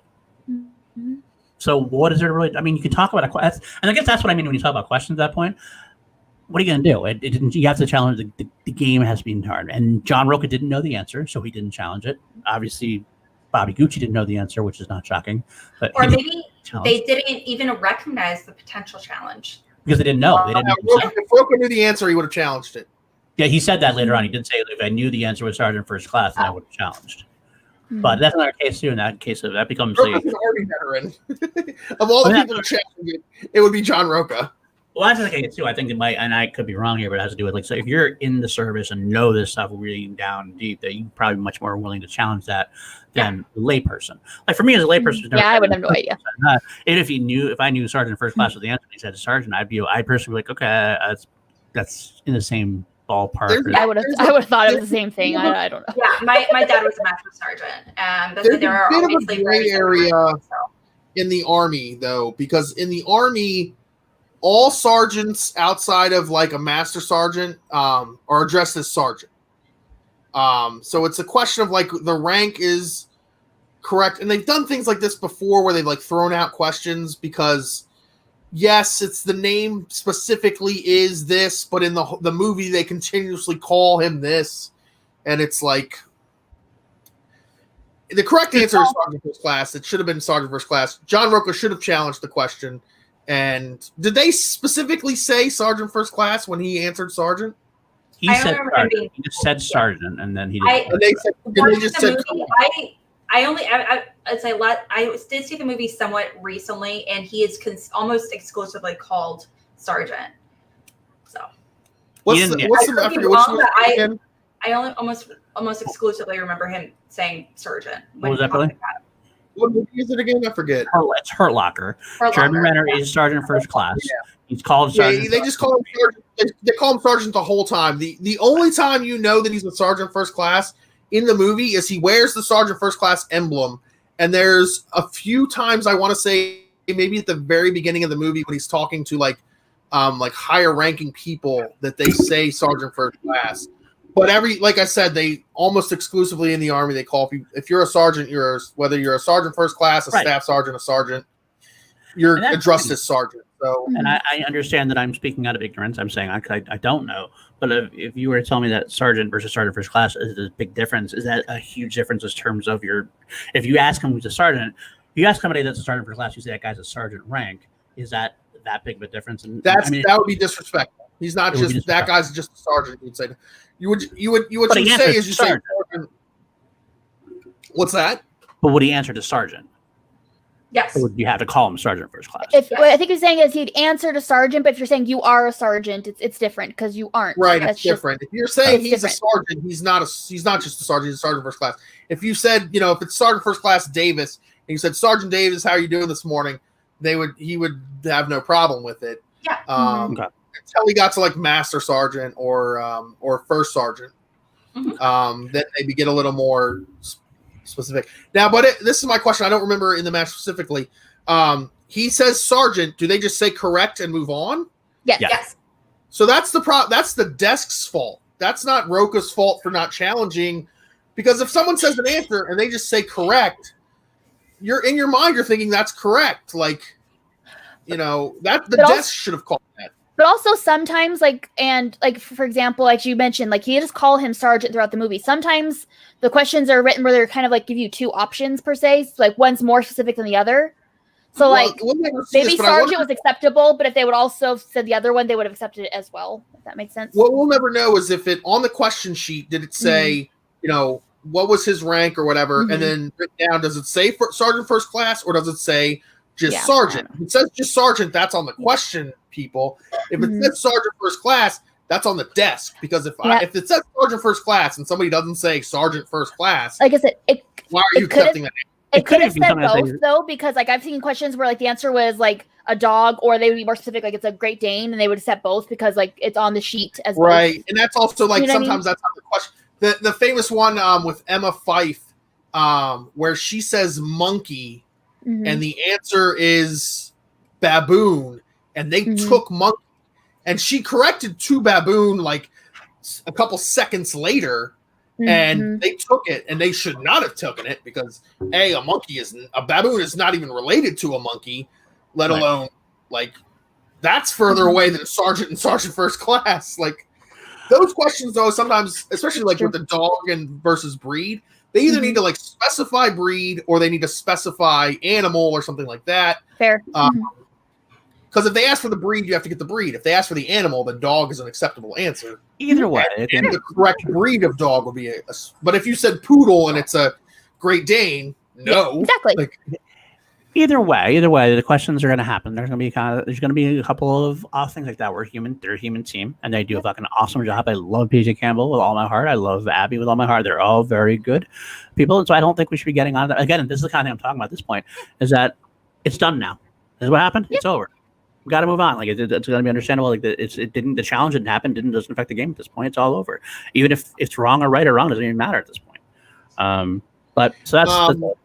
In the chat, N7 Shepard says he didn't know the movie. How was he going to challenge? Being a war vet doesn't make him know a movie he doesn't know. Also, John Roca has been on record, along with a couple other people.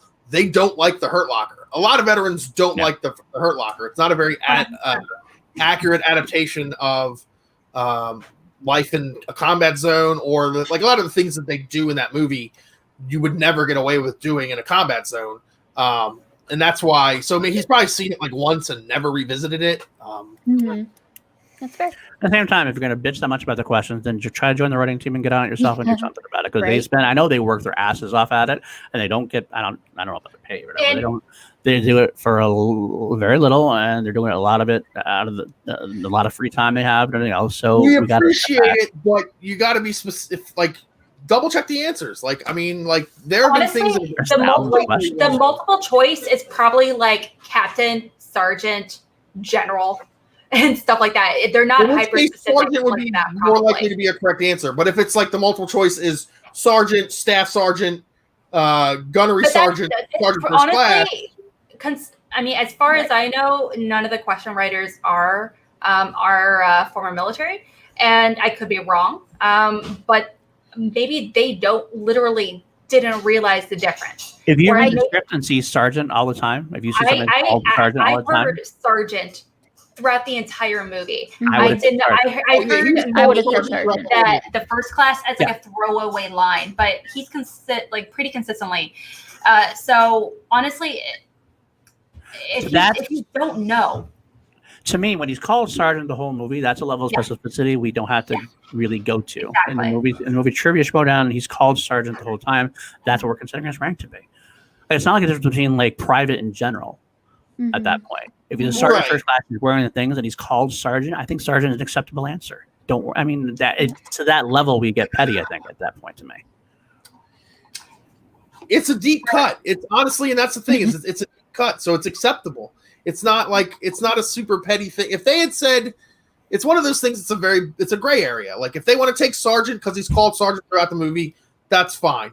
If they had said, no, you're wrong, and he is a sergeant first class, I'd also be fine with that. Like there are gray areas sometimes in these questions. And that's the gray area, and you have to allow the gray area. Saying sergeant's the right answer is not the worst thing that has happened in a question ever. And that's why I say let the question writers alone, because a lot of people got went on the question team for that. And it's like, you know what? It's a gray area. It's going to happen. Not everybody's going to agree. So some of these questions get subjective to a point, and this thing's going to happen. You're not going to agree on everything. So take it, move on. And, well, again, it's like these competitors. Speaking of moving on, what's the next match we're going to be chatting about? Is there any more of the Roca match we should talk about at all, or is that it? I think we kind of covered all the big topics of it for the most part. Well, as a result from this match, that match goes live. And that's true. It's a great match. It's really wonderful. I honestly love having moments like this, because having these kind of, quote unquote controversies, really solidifies to me the rules. I'm someone that is a stickler for rules. I love rules and under that kind of extra clarification. So I'm actually very grateful for moments like these. So we as viewers and reactors can, better discuss, future controversies and all that good stuff, and to really kind of solidify it. And, if we're going to be talking about all that good stuff, we want to continue talking about Schmoedown as a sport. We got to get prepared to really back it up with all these stats and have a clear understanding of these rules as well. Now, as a result of this match, though, that means, he is going to be in the singles tournament coming up pretty soon. And that means also that Sabrina Ramirez is not going to be in singles tournament as well. So that is a travesty. That's the tragedy. I'm actually low-key sad about it. I'm actually really sad about that. There are only two attractive people in the Schmoedown. Sabrina and Brandon Hanna, and that's it. There's no other attractive people in the tournament. I cannot deny that, but excuse you, there's quite a few very attractive people. Quite a few very attractive people. I will fight you on this. Do you not remember the beautiful pair that make up D13, Whitney Seibold and Alonso Duralda? Oh boy! Oh my Lord, are they beautiful? They are they're uncomfortably attractive, and I'm so here for it. But I'm very sad we're not going to get Sabrina as soon as we'd like. But at the same time, it's going to definitely build up anticipation for inevitably when she pops up for our teams. Is she going I feel like it's inevitable. We don't even know if she's going to be in teams. But I feel like she has to be, because otherwise she's not going to get to play this year at all. Yeah, but if there's going to be some people who don't get to play this year. She's definitely. But as hyped as she has been, if who's the boss is eligible for the tournament and they get one team, you're not going to put who's. They're not going to put who's the boss in. Maybe they don't. Maybe they do or don't want to play. Oh, I have to change my headphones. Sorry. Go ahead. I'm saying, like, honestly, if Gucci doesn't want to play, come on, that guy wants to play every tournament, every game, every match. I just don't feel like it's gonna be. Have they said it's only gonna be one team? Because it's only an 8-man. It's an 8-team tournament. Or a 10-team tournament, or eight. Yeah, it's like a 10-team tournament with like a two, like so play-ins, and each roster has one team. So who gets that seems like a poor decision. Relegated to the play-in matches? Is it based on ranking? Are they going to flip coins? Because I'm assuming it's going to be some kind of ranking system, and if it's like a new team, then they would be probably. Well, then that's kind of sucks because you could have a faction that has two highly ranked teams and. Yeah, I think that's a mistake, only having one team per faction. I don't think they have a team. Oh, they have time to do a full tournament that way. I think that's the idea. That's the problem. They're doing the big singles tournaments. They don't have time to do the big teams tournament this way. Yeah, I mean, why are there? That's how they're getting people to play this year. Is they're having the biggest singles tournament in the history of. There's 47 play-in rounds. This is basketball. It's been going on since January. It's going to end sometime in 2023. The singles tournament, the ultimate Schmoedown. Oh, Brian, from the point of view. Oh, so we're getting a point of view raid here. We got Jillian in the chat as well. Jillian loves to see you as well. Oh, it's good to see you. Oh, yeah, I was watching that thing earlier. They were like talking about stuff that happened, They do stuff. They're good that way. They're a good crew. They're pretty good that way. Jillian, I heard you talking about Roca as a manager on your show that was on before ours. You guys should have checked that out before checking in here. Roca as a manager. Roca said that has been on record that he doesn't want Gucci as his manager next year. So does he become a player manager? Well, we obviously, we should going back. I mean, this is going back a little, but the aftermath of the match, Roca had a big breakdown where he might want to retire. He said, and I think I chalk a lot of that up to after-match emotions. They're people. Yeah, he's someone who takes losses. I mean, we've seen that happen with Ghai. Yeah, we did. He takes losses. Paul, did you call Roca 47 times after that? Yeah, that's what happened. I was not. Paul called Roca. No? I did not. But I will call it right now. Duty? I'm not the reason why Roca is not retiring. No. You can be a player manager. You just got to be one of the 10 people on your roster. That's all. That's true. No, that is true. You can be a player manager, and that might be something he does. I think. Well, actually, that's probably the way to go. If Roca does retire, they're not allowed next year. Okay. We don't know that. Things are going to change between now and next year like 47 times. Yeah, it's true. It's 6 months. That's what they said. As what Christian has said, the player manager won't be allowed, but I don't know if that's going to until Roca comes to him and says, "Hey, I want to be a player manager," and Christian's like, "That sounds like a good idea. I think we should have player managers. Good idea, John." I can easily picture it as definitely a story. Absolutely.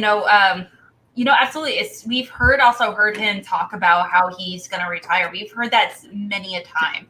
I don't think he's going to step away anytime soon, though, to be honest. But, we have, played around with the storyline of a player manager, such as Hannah and Knapsack. Yeah. So I wouldn't be surprised if, that might come into play a little more aggressively next season. But, if Christian allows it. Christian right now has said it's not happening. That's what Christian said. What if this happens? What if Roca takes a break, right? He says, I'm I'm retiring, right? And he takes a break. And he sits out the first half of next year, right? And maybe he does commentary. He's on backstage, we know that the fire will burn in him forever. It's going to burn him up eventually. And halfway through next season, he comes out of retirement, and that's the storyline. Halfway through next season is who gets Roca, where does Roca fall? Like, I honestly think he's not going to retire. He's not going to even if not part of the storyline. I think even John Roca. I always said this before. John Roca retires, he won't stay retired because he can't. There's no way in my mind he stays retired. He will miss it too much. He will miss the competition too much. Somebody's going to say something to him because he's still going to be around the area. He's going to be in the pictures somewhere with his manager, wherever he's doing. Someone's going to call him out. He's going to get all crotchety about it and have to come out of the retirement and say, you know what? Hold the phone, Paul. Hold the phone. He's going to get what? Crotchety. He's an old man, grizzled old man. He's going to crotchety about it. Old man, grizzled, crotchety. Old man word. Where you got the resident old man on this podcast. I get crotchety all the time. I know. I get crotchety all the time. He'll kind of get into. He's like, I got to show you young bucks to figure too, and I'm going to kick your ass, and I'm going to put the outlaw mask on and to challenge somebody. I think he's not going to be able to stay retired. That's because he's too. The Schmoedown booty is what causes you to get crotchety. It's the Schmoedown booty. That's true. You got to do that a little bit. You got to make sure the booty's loose. It's all good. But I do think that Roca will, if he does retire, will come back, and that's my call on that. Whether it's manager. I would love to see him as a commissioner, honestly. I know that's probably not going to happen. I think it would be really funny to have like I don't want to say an asshole commissioner, but his have a real heel commissioner. I think it would be an asshole hilarious. Yeah, I kind of mentioned that idea to Chance when he did a breakdown with his match against Kalinowski the other day. And he said, "Oh God, no!" because of the bias he would bring as a player. And decide every challenge. John Roca would be the one to decide every challenge. It was actually suggested. It was suggested that people that decide challenges should be completely indifferent. They should be people that have no stakes in the match, and if anything, you should not know who they are. But they should be people that are not hosting the matches. So in that case, Ellis and Christian should not be the people that would be the one that would be helping decide what the outcome should be. It's going to be me. They're going to set up like a little red phone in my room. It would be like call to action happily. It would be like the Powerpuff Girls. Roca doesn't want that smoke. Roca doesn't want that smoke, Weston. Roca doesn't want that smoke. Also, Roca doesn't want me judging challenges. I'm sorry, he challenged John Roca? Denied. F that. That's exactly what I'm talking about. He definitely would retire, take a break, and then all of a sudden he'd have like the grand poobah entrance. So we could have somebody. I think we'd even hire Jim Ross for the night. We'd hire good old JR to play to be on the mic, just to go boom, boom, boom. We'll hear the champ is here. By God, that's the Outlaws music. What's he doing here? Let me pitch you. Let me win singles entrance of the year. Let me pitch to you. It's gonna be like 2 years. Or a year and a half or something. It's going to be a free-for-all. The champ is here. The anthem starts pounding. And it's great. It's majestic. It's a live event. And who busts through? Andrew Ghai. Oh, that'd be awesome. And it is revealed that he is his son. And we're going to go to that. We're going to go back to that storyline. How dare you? Together father-son team. And it was... Brandon Buckingham with the $5 super chat. Thank you, Brandon. Should MTS have one person dedicated to being a judge on challenges and rules, also known as a line? They actually have several people behind the scenes that are doing it. From what I've been told, I think what he's saying, because obviously Mark and Christian are involved in the challenges. I think he's suggesting maybe have Mark and Christian be not involved.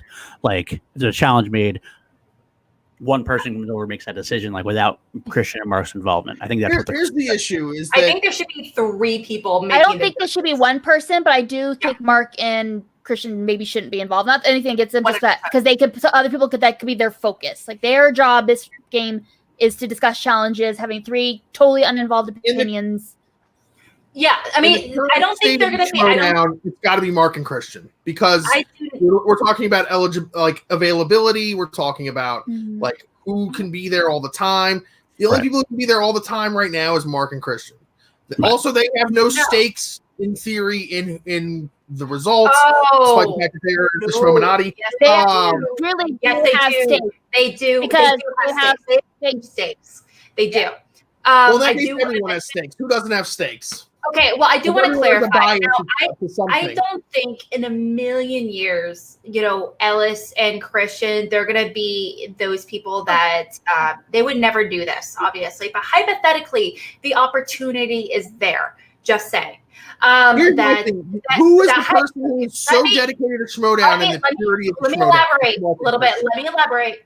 Specifically, hypothetically, they're planning out stories for it till the rest of the season, which I love. For if this person wins, we're going to take that direction. They have a spreadsheet of ideas. Great, fantastic. Thing is, now their stakes lie in which storylines they would, if who's going to win. this challenge could potentially lead to such and such win.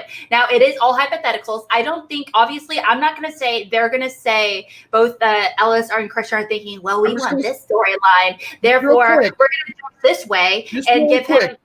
But real quick, that hypothetical is really insulting to Mark and Christian. No, that's it. No, I'm like, saying I don't think that still it should be. That's the kind of thing that people run with, and they're like, "Oh, Mark and Christian are fixing that." No, then the thing is, I'm just saying, they will never in a million years do that. I know that.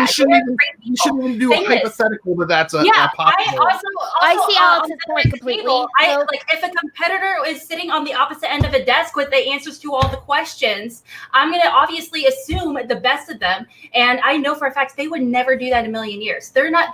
That's not who they are, obviously. But I'm saying they have been accused of that, though. To be there. So what I'm saying is that, and the people that accused them of that are morons. But what we're saying is if there are three people that we don't know who they are, I also think that it's also exactly, Frank. Thank you. It's like whether you realize it or not, these biases happen, and sometimes you don't realize it, and so there should be people that have absolutely no stakes whatsoever, even people that aren't even attached to the thing at all. And so we just have to be not only incredibly objective over the situation. Like I said, never in a million years I think that they would do this.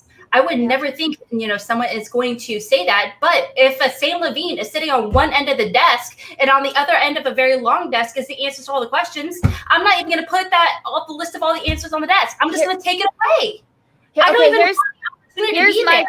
Here's my thought on the thing. Like, I 100% don't think anybody in Toronto would ever do something like that, for sure. I think because people know Christian and Ellis are part of the decision-making process, it opens up the opportunity for accusations.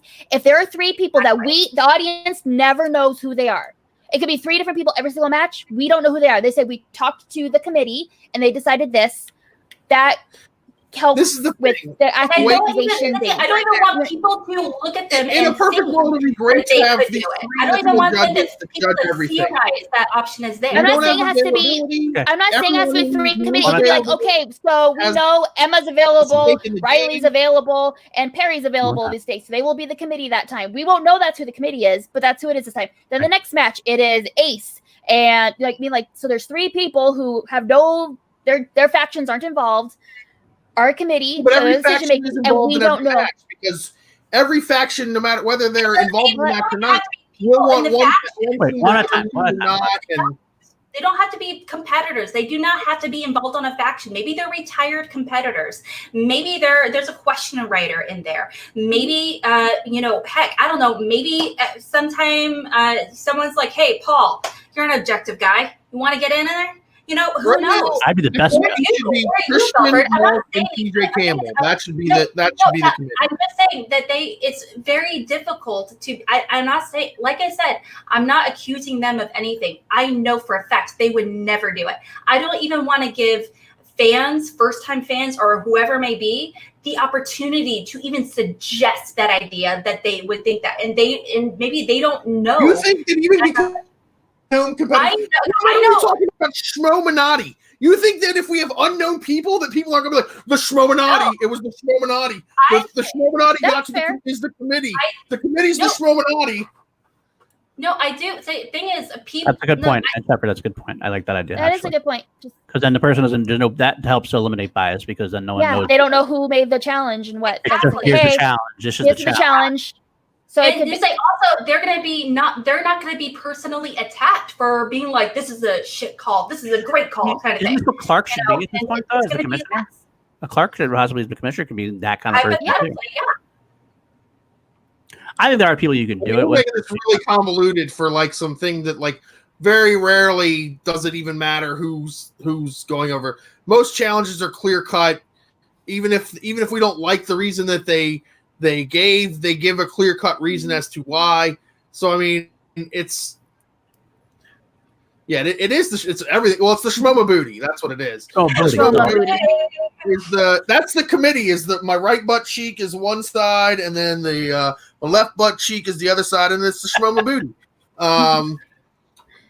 Again, I mean, it's like challenges. Again, we put like way too much emphasis on challenges. Very rarely has a challenge cost a match. And if it has, it's because any match in the Star Wars tournament. We just didn't like tournament at all. Literally any match from the Star Wars. But the funny or thing a lot of matches from the IG tournament. But the funny thing about the Star Wars tournament, we had all those challenges. Not one of them had any outcome in the match except for the Scrimshaw Demolana one. Challenges, a lot of challenges are not only just based on the points, it's also psychological. What the win or loss of a challenge can do to a competitor as well. Who cares whether they're won or lost? We're talking about you're talking different things. The reason, but you're talking about a challenge itself, and we're talking about the outcome of the challenge. The outcome of the challenge has to do with the outcome of the match. If you're what you're doing, because anybody's going to challenge you. Because right now you're talking about getting the answer right from a unbiased perspective. That's totally different from the psychological aspect of the challenge. Psychological aspect, yeah, you're challenging all day. It doesn't matter. We're talking about what happens after the challenge is made. Mm-hmm. After the challenge is made, if you have an as unbiased crew as you can, it's true that this hasn't really changed much out. Because if you're going to make the challenge, no matter what, the psychological aspect's already done. That's already taken care of. It's already happened or not. And the outcome is what we care about now, and the outcomes haven't had a really difficult time as far as outcome and match goes. Also, the way challenges are adjudicated is going to not change regardless of what happens. They're going to Google it because that's what they do now. They're going to look it up on Wikipedia. Who cares if it's Christian and Mark looking it up on Wikipedia or if it's Clark Wolf looking it up on Wikipedia? It's not like they're going to just go based on their knowledge. I get your point, Alex. That opens it up to they could be wrong. I'm fine with the challenge of the challenge. Like, my thing about Roca and Ellison mostly is that they have enough else to focus on. They don't need that headache on top of it. I think he likes that headache. PJ for being like, this is why actually I kind of miss PJ, him helping out with the points. It's just little things like that. It's just they have a lot to do. That's true. That's true. We should probably move on. They have a lot to do as hosts, and I just think it's just a lot of little things kind of built up. Like I said, this is not a hit on Christian or Ellis because I love them and they're amazing people, and I thank them every single day for building this. And I don't think they've done anything wrong. I just think now that we're going to go in now where we are with Schmoedown, where there's more rules, where a lot more challenges on technicalities, even if they don't determine the actual win or loss based on points of the match, we have to at least try. We have to be as objective as possible when it comes to these challenges. I mean, we are as objective as possible. There's no Christian and Mark are objective. I agree. I think Christian also, Mark. Malcolm is going to do top 12 worst challenges ever this week on Rankum. Join him for that show on Take 3. It's going to be this Sunday on Take 3. Worst challenges ever. All right. Anyway, we have. Can we talk about a match? Okay, we kind of sort of talked about their matches that are upcoming, but we have a match coming up on the 7th. So this coming Friday that we kind of need to talk about. Okay, I really need to talk about this right now because I've been focused on it. I'm sorry I cut you off, but it's what match are we talking about? Well, first we'll start with the undercard, so it will be the Pride versus Final Exam. So I honestly have no idea my thoughts on who's going to win with this because both teams I feel like are Final Exam's going to win. You think so? Really? Oh no, Pride. I love Rachel, but I don't think Rachel she's had some bad first rounds, and I think if she has a bad first round in this match, it could be a TKO. Wow, that's definitely strong. I mean, if she gets 4 or 5, it's going to be a rough day for the Pride. Well, if that happens, then yeah, we're definitely. And it's happened, so you got to get 7 or 8 if you want to be competitive in this league, and I hope she does. And she can. It's not she happens. She's done it before. Done it before plenty of times, absolutely. So, I do think that Rachel has been studying her ass off. She's definitely strong, and she's been improving since her first time in the league. She's been improving ever since. I do think Goddard has shown a lot of has shown a lot this year. I mean, right now, technically speaking, he is Rookie of the Year right now, as far because he's had the most matches to do it, and Sure. but he hasn't. But he's done well in the matches. He can only win what's placed in front of you, and that's what he's done.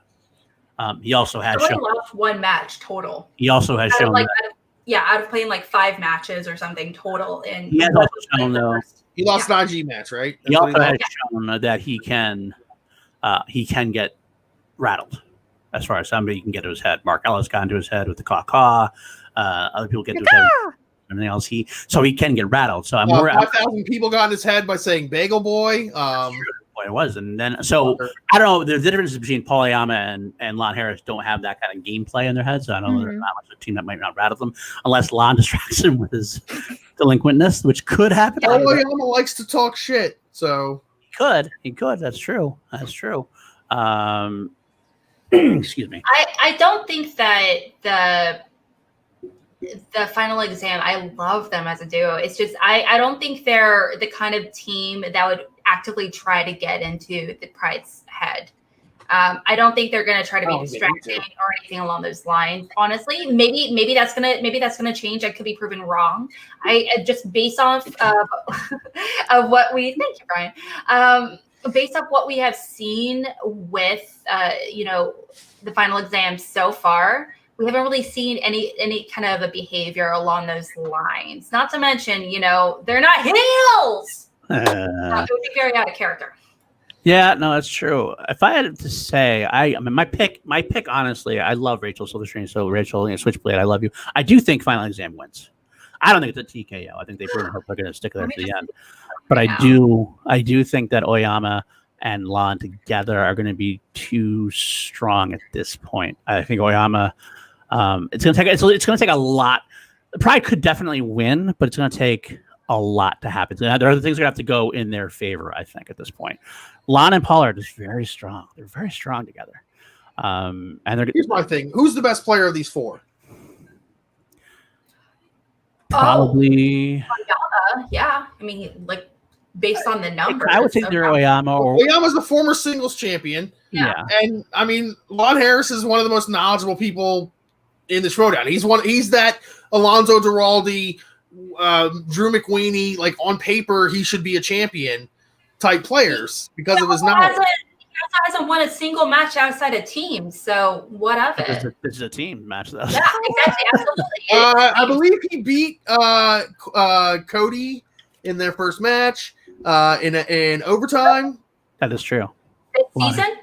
No, not this season. I'm referring to this season exclusively, not in you're talking about this season? Yeah. Well, this season he hasn't played with singles, so no, he played against Roca. Lon Harris played? Or come on, I'm talking I'm about talking about Lon. Lon is Oyama. Oyama lost to Roca, but like honestly, this is the other thing about that. That just really quick. Remember, Oyama was supposed to get a number 1 contenders match. That got taken away from him, and then he had to play Roca to get into a number 1 contenders match, which I think fucked with the kid's head. He was also coming off of losing the title to Ben, so it kind of spiraled out. I think now he's refocused because he's in this team where he doesn't have to be the person to carry the load every day. Well, I would say that Oyama got his ass kicked. Let's not mince words. He got his ass kicked by Bateman in Spectacular. Yeah, and that's going to affect he's lost his swagger a little bit, like I said. And he's had a hard time getting back singles-wise. He didn't do that right against Roca. He did okay in his IG match against Chance, but in different division. Lon has definitely helped steady him, and that's the thing. So Oyama has the talent. He's probably, you're right, he's probably the best overall player. Lon is probably close to him as well. So with that team up mentality, I do think that's where I'm going with. I do think that they win because of that. Again, it's the Schmoedown. Anything can happen on any day. We don't know what the question. You could have 8 questions or however many questions in round 1, and you just don't know them. Goddard has done well overall. He's done well as far as his knowledge goes. I mean, we can debate the difficulty of the questions he's been asked, but he's answered the questions he's been asked, so it's not really like we don't know. The book is still open on Ben Goddard as far as how good he is. I agree. We haven't seen him have to face adversity really, where he's dug himself out of adversity. And we haven't seen that from the Pride yet, so we'll find that out probably in this match. Kelsey, who do you think is going to win this matchup? Okay, my brain is telling me Final Exam. My heart's telling me the Pride. I think Final Exams. I don't think it's gonna be TKO, but I do think Final Exam ends up winning. Yeah. Alice, what's your final prediction? Pride, hands down. I'm also incredibly biased because I've seen firsthand. No, obviously. I'm also very. I'm very vocal. I mean, I'm very, very upfront about it. When it comes, I understand firsthand. How much Rachel and Ben have evolved. Knowledge-wise, not only individually but as a team. I think they're incredibly strategic, knowledgeable, very much together, and the way they talk about and the way they work together is, to me, very, very well. Right. And now I think it just also comes down to, I don't know as much about the experiment. I keep mixing up the experiment. I keep mixing them up. I do love the Final Exam. I really, really do. So they're some of my favorite competitors. I think they're amazing together. It's just, I've seen how much growth Rachel has done compared, because last time she played, when she played her singles match, like against like Paul, for example, she had like 2-3 days notice. And like the day before, she wasn't able to sleep. I mean, like the day of, she was like on like a 26 hours of not sleeping because of some stuff that was going on personally. And so I don't, when I look at those matches that she was on in singles, I cannot personally hold those against her, honestly. Now, obviously, that was also a very different Rachel, last season. So I do think that, everyone going into this is pretty fantastic. I just love Rachel so much. I love Rachel. I love Rachel. Rachel's one of my favorite people in the sport. Right. You love her too. Don't even try. But yeah. All right. You want to move on to the other? Yes. On the side of the road in New York. It was fine.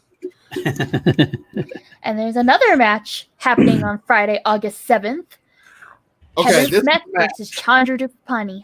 What do you got? I need to talk about this. So recently, this week, there was a one of the amazing Nerd Chronic promo. I'm assuming Nerd Chronic, and maybe maybe it was 1860s Nerd Chronic. I don't know. Maybe I shouldn't assume. He for Kevin Smets, and it's the return of the Smasher, hyping the Smasher, and you don't see Chandra at all in the video. That's true. And I'm like, this is the classic Paul knows wrestling, like I do. This is like MMA when they hype people up, when they're like the return of Ronda Rousey. They did this huge hype video for Ronda Rousey, this 6 months of publication, never mentioned her opponent, who was the champion at the time, and beat up Ronda Rousey in a minute and a half. Like, I'm like thinking that they're like, Smets he's overhyped at this point. He doesn't need more hype. Why are we hyping up him so much? It's like, it's the trap. It's a trap. It's a trap. Chandra was dangerous. He beat the greatest IG player of all time twice. If you could beat you could beat anybody. I can't fault you on that, my dude. I really can't. They were both that guy. I hate you so much. I cannot deny it. Fashion all day and night. But at the end of the day, every single match that he's competed in, it's a great match. It's down to the wire. And like when he did lose to Chandra twice, they were fantastic matches. And I do think that Chandra, I do feel like I don't want to say ticks me off, but at the same time that people really don't talk about Chandra as much as they should, considering his record and considering he's literally, even if you think Smets is going to win, it doesn't matter. You should 100% be talking about how Chandra is still a great IG competitor. He's never in the conversation, which really confuses me. Well, to be fair, right now there's like one conversation, and it's Kevin Smets because like Right. deservedly so. I mean, he's run through everyone who matters in the IG history except for Rachel Cushing because they never got to play each other, which is a travesty. And now Chandra has his moment. You know, he has his. But there's an argument of like you beat the same person twice, like, and everybody you beat before him was cream puffs. Like you didn't beat anybody worth mentioning. I can't remember who he beat on the like before he beat Hannah. So I mean, like, the quality wins that Kevin Smets has outweigh the quality of wins that Chandra has. Yeah, and Chandra will talk himself up enough for anybody. So, you know, he's in the conversation just because he talks himself up. Just so you know, he beat Eric Barnes and David Moore in a 3-way match, and then beat Jared Habon by TKOing him. That's their 2 wins. Yeah, but he's 4-2. That's a pretty great record. And not to say, I mean, Smets, you know, I don't want to say he's unbeatable. Clearly, he's beatable. But he also has a really great record as well. Smets is 6-1, and his only loss is because he slipped up a word. Like, don't tell Peter. That's the only way he lost. He just said the wrong word. Like, I want to come out. When I can't remember, was it Chandra? Was it Chandra played Smets? That was the match last year. Yeah. Okay. So I mean, he lost. It came down to the wire. It came down to Chandra's 5-point question. So we can't forget that either. And again, there were some challenges in that match that were kind of like iffy challenges. So that's the Harry Potter one. Let's challenge the Ariana Dumbledore, or his sister. Yeah, his accent. Yeah. Yeah, and then Smets had an answer that he answered wrong that Chandra should have challenged, but didn't because he said it was a spell. It was like Chandra got a really great challenge where it was like the sweet dreams are made of these. The song is technically sweet dreams, but in parentheses are made of these, you know? That was in the Hannah match and he sang it. Yeah. Exactly. But thing is, someone I can't remember but they counted him wrong. They said he wasn't awarded a point, but he challenged it and he ended up getting that point correct. Right. All I gotta say is it's going to be Smets. If Smets loses, I'd be very, very, very, very, very shocked. And Chandra is good; he's done well, but he's not at Smets' level. Yeah, that's how I feel too. I think it's going to be a tight match. I think it's going to either go into sudden death or 5-point questions where it's going to make the difference. But I think Smets pulls it. There won't be a TKO because Chandra knows too much to get TKO'd. Yeah, he will not be TKO'd. He will not be TKO'd. But I think Smets knows more. And so I think Smets will pull out the 5. I think Chandra's going to miss something in the 2, 3, and 5, and that's going to be the end of it. Smets wants this more than I've seen him want anything. Like even like the first time through the belt, he wants to defend so bad. He wants to defend and wants to play. So bad right now. I don't want to say he's distracted because I'm not talking to him every single day. He also has a lot of other stuff going on right now. Well, he's got his girlfriend, but he also shut down everything. Really about to have a baby, and he's like mentioned. I gotta be honest. We're in the middle of setting up the nursery. We're setting up the house stuff. So I wouldn't be surprised if he's prioritizing that a little bit more than studying a little bit. Now, but he listens to stuff. Multitasking. Obviously, he's able to multitask. Obviously, but he's not. He's probably not able to get as much hands-on studying as he used to. He says he does. He says he is, from what I've talked to. As a person who has had children, I do not put that as anything of him not being able to study. Because he's got headphones and stuff. The way he studies is audio a lot. And so, if you're painting a room, stuff like that, guess what you're doing? You can listen to whatever you want. And when said child is born, as a person who has to get up at 3 o'clock in the morning and feed the baby, guess what you do to try to keep yourself awake? You put on something, a movie you watch, especially a movie you like, because then you don't have to fully pay attention to it, but you do.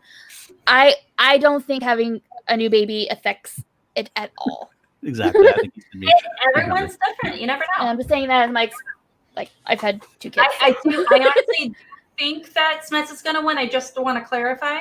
I also do think it would be a huge upset, massive upset. But at the same time, me as being someone that loves upsets, I also at the same time, I just wouldn't be surprised. That's all. All right. Well, honestly, if Chandra beats Smets, it's not that big of an upset. This is going to come down. I do agree with that. I don't think it'd be an upset. Based on your description earlier, he is amazing. Oh my! I think it would be an upset. I don't think it'd be a huge upset, but I think it would be. The conversation surrounding Smets is ridiculous. Again, that just because people are talking about something, that's the narrative versus the reality. Well, I'm talking. The narrative might be Smets. Remember when Smets was on his way to the first time? He was the unstoppable force. No one could beat him, and he lost to Kalinowski. Like this, and are we back at that point where Smets is this unbeatable competitor? And now along comes lowly Chandra Dandapani, who's only missed like 3 questions in his last 4 matches. So like, all I'm saying, Billy. Here's what I'm saying, Billy. 6-1, 1 loss by the 1 word versus Chandra Dandapani, who's 4-2, who's lost to Smets. So all I'm saying, it would be an upset. Would it be a huge upset? Not a huge upset, but I still think it's in the upset category. It's not even an upset. It's a quality win. It's not even an upset. It's not. This is not. Again, this is like he lost to Smets, and he lost to Smets because of a mispronunciation, whatever, Ariana versus not Ariana, and then him missing the opportunity to challenge on a very tough challenge of, not everyone's the super Harry Potter nerd that knows every single syllable to every single spell. Literally, people were telling me that he should have. I read that people were saying he should challenge. I had to listen to it 4 times before. It was literally Yanni and Laurel for me to figure out what the hell they were talking about of what was challengeable about that. But still, so I mean, it wasn't the fact that match was so close the first time shows that this is not that big of an upset. It's not an upset. If Chandra wins, it's a surprise maybe, but it's not an upset. Okay, well, we'll have to agree to disagree. I do think it's an upset. I just don't think I don't think it's a huge upset. When we talk about upsets, we talk about Andrew Ghai beating Dan Murrell.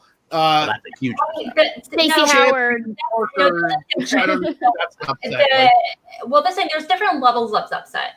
Like a B-level competitor going up as an A-level competitor, even if technically they're not. I mean, even if these are 2 A-level competitors going up against each other. Let's say there's different levels though. I mean, there are an upset doesn't have to be so extreme as Ghai or as Where's Ghai numbers? What's Chandra's correct answer rate in his last few matches? Where are you at? I know you're in here somewhere, numbers.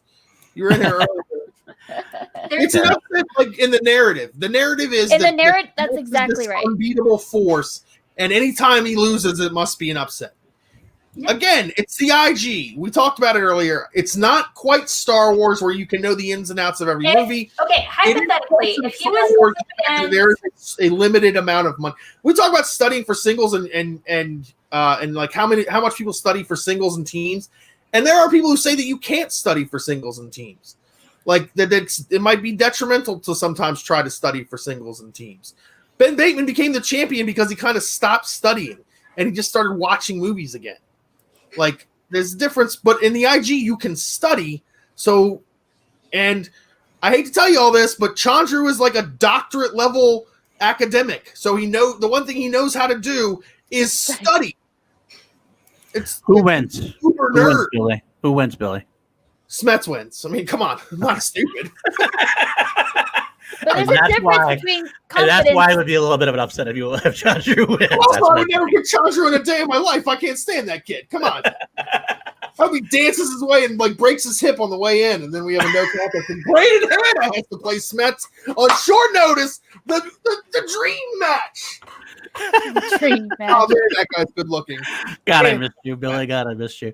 Yeah, Smets wins. I think it's Smets wins, and it's not. To me, it's not even a question that Smets wins. But Chandra is good. That's what I'll say. All right. Any final thoughts on that before we move on to other topics? one last thought. Somebody did mention. I think it was what's his name? Partis.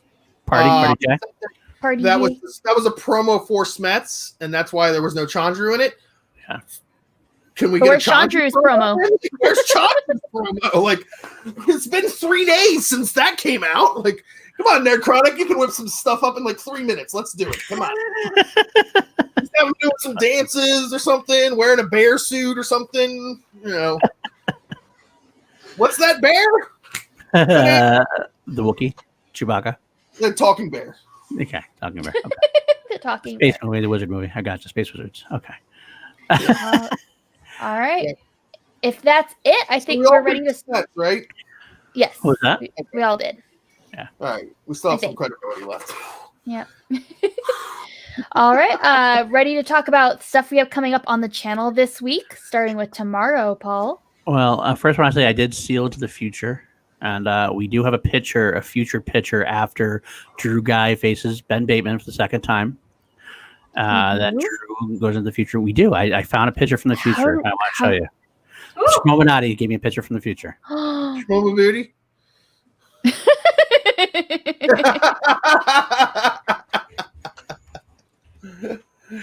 That's after Andrew Ghai defeated Ben Bateman. Break that down for you. That's after Ghai beats him and then wins the title. And Ben title. is still going over every answer of how he lost. To What did Andrew I get Ghai. wrong? What did I get wrong? You. You heard it here first. That's the way it's gonna go. This is Team me Ghai. texting Ben. Watch 2000 family film for once, you dummy. And yes, I guess Eric, you need to do a Chandra promo just for Billy. Yeah, where's the Chandra? We need Chandra promo. Anyway, Partis, that's right. Partis was second in line in Houston. That's true. That's true. Well, I will follow through. Kelsey did want to talk about the shows coming up, and that's true. Next, our next show is Shoulder Action tomorrow, and I'll play Kelsey the Lad. This is going to be a good one. Is it Chandra? Wait, am I on it?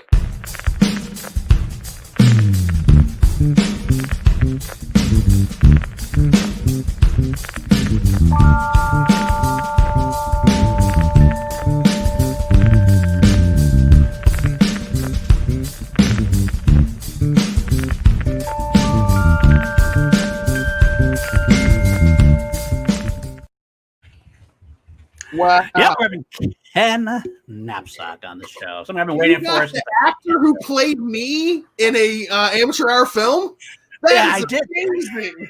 That's all he's known for, by the way. That's it, playing me in an amateur hour film. We shot for the stars, and we got lucky. So, I love Star Wars. I love talking Star Wars. Ken Knapsack, definitely. Dan's going to love talking Game of Thrones. Quick Ken Knapsack story. So myself and Paul are in Houston at the hotel where all of the Schmoedown competitors were staying at because we were taking Andrew Ghai to his hotel. And as we're going up to the hotel, Ken Knapsack is standing outside, like, waiting for his Uber. And Paul goes up to him, and he's like, hey, I just want to say, like, I love your book. Like, I love you. Like, you're the one that got me, like, back into Star Wars. Like, blah, blah, blah, blah. Like, this effusive, like, beautiful moment that he has with Ken. And then I walk up and go, oh, is that your book about space? And Ken goes, that sums it up about, yep. That was a solid response. It is very true. It is very true. You're not wrong. Yeah. That's actually facts. That's actually facts. It added to the ambiance. Yes, Will. Yes, we did. Sound cuts if you need them.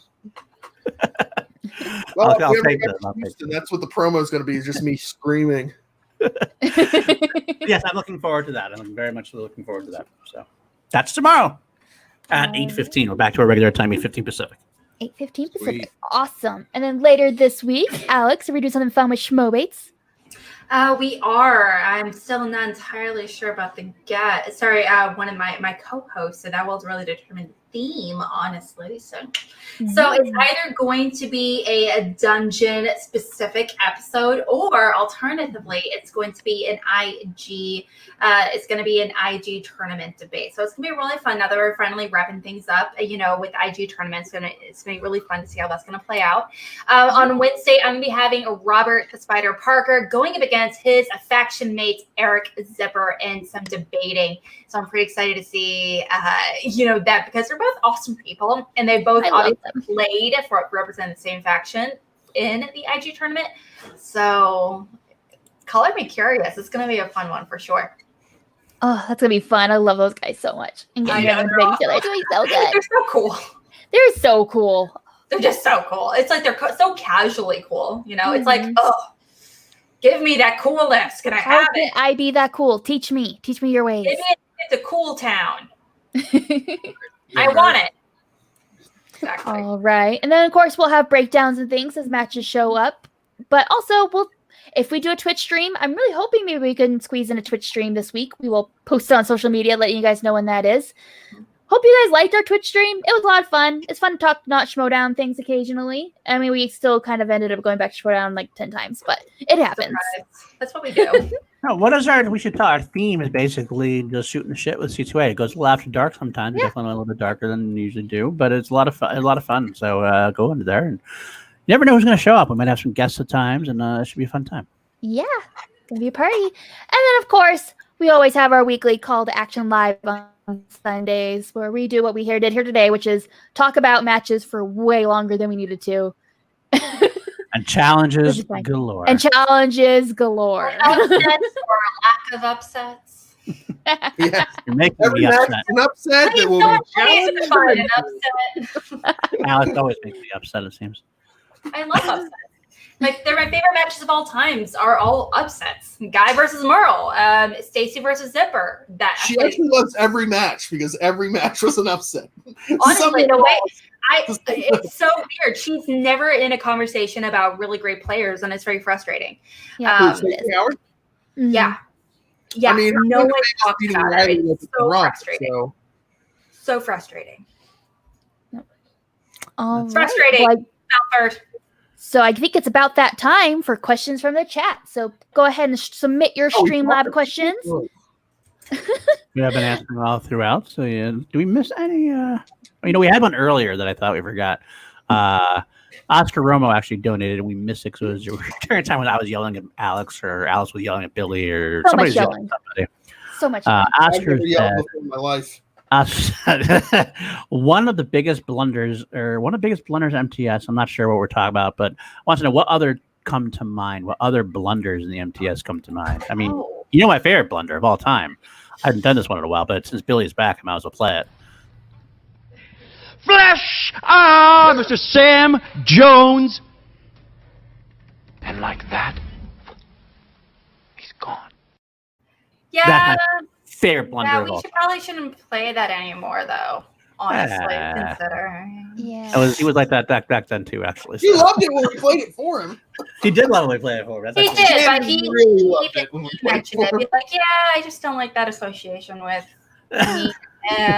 But here's the thing, like, that's a weird blunder. That's like similar to the "Don't Tell Peter" blunder of like they knew the answer. Like, they just weren't listening to that one especially. He just didn't listen to the question all the way, or he got so excited. He had visions of this of New York in his head, like when he went to answer and he got blinded by the lights. Right. The biggest blunders are like giving Alonzo Duralde Festival Darlings. Jim Vejvoda famously giving biopics to Roca. Yep. Oh God. Yeah, that's a he had no idea. But those are like people who they just didn't know. Like, Atchity challenging his own win. Yeah, that's a big one. Especially because it turns out that he should have that wasn't right. denied, and they should have won the match. Right. But again, that's another question of sergeant versus not sergeant. Who are the Dirty Dozen versus who's not the Dirty Dozen? Captain of the team. The biggest blunder in Schmoedown history. I don't don't know off the top of my head, to be honest. Oh, and I do want to mention Stacy being Zipper is not an upset. That's like, you're right. That's actually just one of my favorite matches of all time. Yeah, it's not an upset, but we were upset because we like Zipper and we were friends with Zipper. Yeah, that's an upset in my heart. But at the same time, I was like, dang. The biggest blunder for me ever, I think, is Giancarlo Stanton. That's the biggest blunder. Giancarlo Stanton, that was a big one. Andre 2000 instead of 3000. That's a good one, too. That's a good one. That's a great one. Well, Riley famously said 100 ways to die in the West. And then Bateman thought the answer was 1,000 ways to die in the West. That was a million. Turns out the answer is 1,000,000 ways to die in the West. So many numbers. Schmoedown and math don't mix. We've learned this. I would say anytime Bateman missed a family movie question in his that was a blunder. Real quick, that was a blunder. Team entrance of the year, not singles. That was right. Exactly. I agree with that. Yeah, I remember someone bringing it up on Sten Live, and Christian was like, he. I don't remember how he worded it, but Christian was like, "Oh shoot." Yeah, technically speaking. We do have some questions in here, I think. Is Stacy beating Zipper? And yeah. I just addressed that. Yeah, I just addressed that. Yeah, so no. Yeah, it's not an upset, no. Why is Billy the best C2A host? I don't know. He's just so much cooler than us. That's true. That's rhetorical, right? That's a rhetorical question? No, it's just factual. Yeah. You realize Jeremiah Morris said earlier in the show, he said that you sucked, right? Just so you know. He did say so something. we really suck then, Jeremiah Paul. Morris is If he's the best of us and he thinks he sucks, what does that say about us, Paul? he's manic. That's what it says about Jeremiah Morris. He has his highs and lows, and he flip-flops a lot, like some other people we know. I'm not gonna lie, going back to Silvestrini's Andre 2001, as someone that doesn't know music, I didn't notice that either. I don't think I would have known that either unless someone had told me. So I would have never recognized that as a wrong answer. I've been like, oh yeah, that guy that did what? The biggest blunder ever is Riley saying The Sandlot and not Scream. Scream. That's Scream the is like blunder ever. Oh yeah, that is probably because that's a horror movie for Riley that he knows every single inside and out, and the fact that I face and go to Scream. All right, got one here. Leo Logan wants to know our favorite U2 song. I hate U2. They make my sound like my ears are bleeding when they come on the radio. So none of them. I hate them as well. They're terrible. The Edge could fall off a cliff, and I'd be happy with that. Wow. I don't know U2. I hate U2 so Right. much. The fact that they had the audacity to load freaking songs onto my iPod. And you couldn't delete them. I have no songs on my iPhone for a reason because I don't care. All right, I have Spotify that I just shuffle through. All right, Okay, Leo, I will. iPhone taking up my valuable data space. You too. I did like the one of their albums. Well, it's not so much I just have positive experience surrounding listening to the album because my mom loved All That You Can't Leave Behind album that was released in like 2000, 2001 or something in the early 2000s. But I remember going on like long drives and stuff, and that'd be like one of the albums my mom would play on repeat over and over. And so I don't really like the band or the album so much, but I have a lot of positive. You don't remember what album? I don't remember any particular song, but I remember looking at hearing them, and I was like, "Oh, that was a great one! Like Beautiful Day. It's a fun one." I am not one of the people that actually do like you. I don't love. They're not one of my favorites, but I do like some of their stuff. I would say my favorite song is probably "Pride in the Name of Love." If I had to pick a U2 song, "Pride in the Name of Love" is it? Or oh wait, are we talking about him being part of Genesis and stuff as well? What? No, sorry, not Genesis. Sorry, the other one. What's Phil Collins that was part of Genesis? Oh shoot, I'm missing. Yeah, I'm getting. No, U2 is its own thing. I'm missing. Yeah, I'm mixing him up. Never mind. Again, I don't know music, That and Demi Abama that's his name. Demi Abama. Yeah. All right, we'll move on though. Sorry, Leo, you're your favorite. I like you too. They're fine, but okay. Why is Kelsey on Team Trader? That's a question I've been asking for a long time. Because he is the perfect combination. Anyway, because Kelsey just thinks with her not earlier she said with her mind and then with her heart for a question. This time she used a different wow. Wow. What are you saying? She used her elbow. That's what she depict Ben Bateman. She elbow broed him. He is the perfect combination of knowledge and strategy that forms together to be one of the strongest players in the Schmoedown. He is my favorite player. I think he's the strongest player. That's why I like him. And a traitor. And he is not a traitor. There's only one traitor in the Schmoedown right now, and his name is Not Man. For next season, Party J wants to know everything is back to normal. Studio matches can happen. Do you think competitors that can't be there can do their matches virtually since virtual worked out so well? I will follow that up. That Christian has said that we will be keeping virtual matches. I think that's awesome. I think the way to get I think it'll be either virtual versus virtual or studio versus studio. I don't think we'll see a studio versus virtual match. Well, that's the thing. That's a little unfair. Because what you can do, though, is that way you can have these matches and, you can have Tim Franco come in every once in a while when necessary, but if he needs to play, and they can have him play against somebody else who's not, to get him, the wins he needs. If Tim Franco needs to have 3 wins before he gets to a first run number 1 contenders match, you can have him face somebody else virtually, and then when he needs to drive into, he can drive in. Or if, you want the top 16 players in the tournament, regardless of whether their availability for the studio, you have them play virtual matches to make sure that you get the top 16 players. Perfect. Yeah, I do. I think, it's it's a really great option to have. I do heavily prefer studio matches. But I understand it's impossible to do now, and I do not want them to go back to doing studio matches until not only everyone feels safe, obviously, but also just when they actually can and when they actually have an appropriate studio and all that good stuff, the physical space. However, thing is, I have shown my family a match from the studio, and I also showed matches to virtual ones, and they said that they didn't care about the non-studio ones as much because it didn't look as cool. And I'm that hurts my soul a little bit.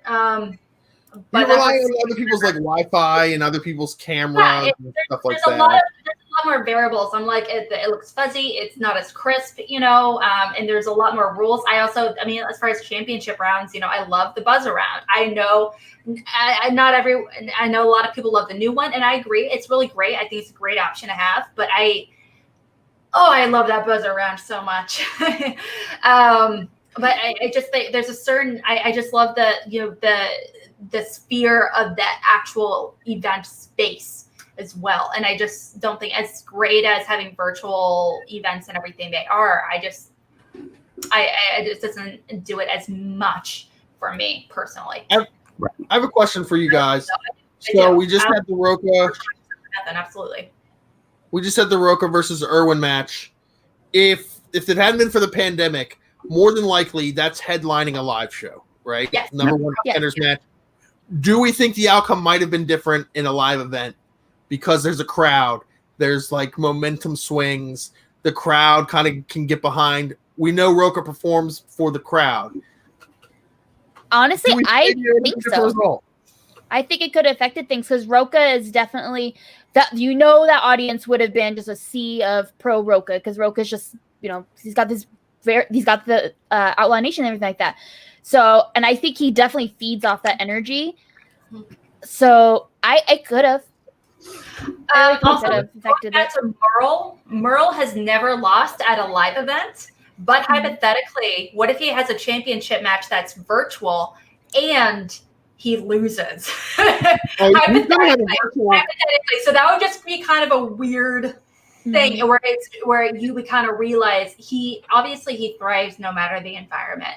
But we find out he just feels that much more confident about live matches. Yeah. All right. Let's see what else we got here. Jeremiah Torres, why am I facing Paul in a Star Wars match? I don't know, bud. I'll take on anybody, anytime, anywhere. But maybe we'll make that happen sometime. But Thursday. If you want to lose that badly, that's We're doing it Thursday. Thursday. Oh, you're Thursday. Ready up. At 9:30 Eastern time. Any bold predictions for the single tournament? Well, I have not gone over the bracket release. I don't have like my picks for every single round, but it's just a gut feeling. I think Chance wins the whole thing. Wow, that is ballsy. That is ballsy. That's my pick. Okay. I think Video Drew beats Mark Riley and continues the first round upsets of Mark Riley. Sorry, Matt. Sorry, Mark.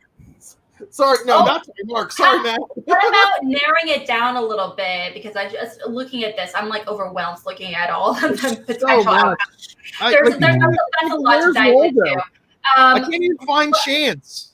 It's true. He's over here. Chance and Del Rio, left side, about halfway down. Lower left side towards the middle. Okay, so just calling out one or two matches. What are going to be some upsets for you? Like personally, maybe Jader, Riley personally, but Drew could. I think Jader could be Vavida. I don't know if Vavida is Tim Franco will beat Tom. That's my upset.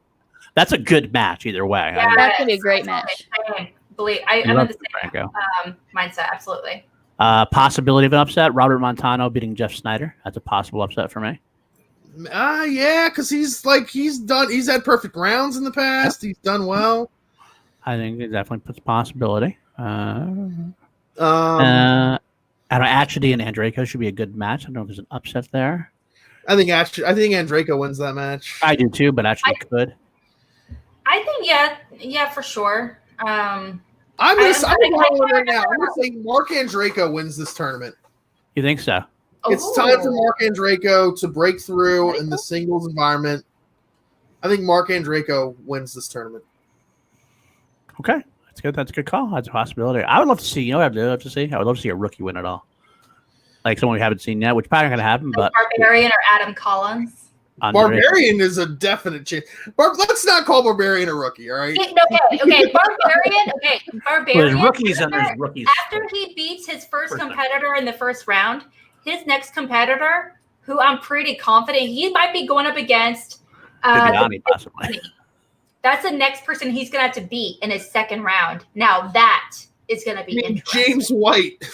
Unless James White beats Bibiani, or Frank Moran, we don't really know. Yeah, that's true. I heard Frank is actually like intense. I hear he is going hard for this. And I'm like, dang. I mean, like, is this true? Or is this like some exaggerating like stuff here? I'm not sure.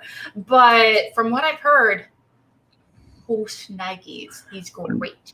Great with a capital flipping G. I'd love to see Andres Gallego do well because I like him a lot. He's a friend of the show, friend of ours. I think he's very knowledgeable. So I would love to see him go far in the tournament as well. I just going back to Rachel. I would love to see Rachel do really wonderful. I know where's she at. Let's see where she at in the bracket. Bring that back she's up. She's fighting Lightning Liz Miller, right above the chance, or right below the chance match.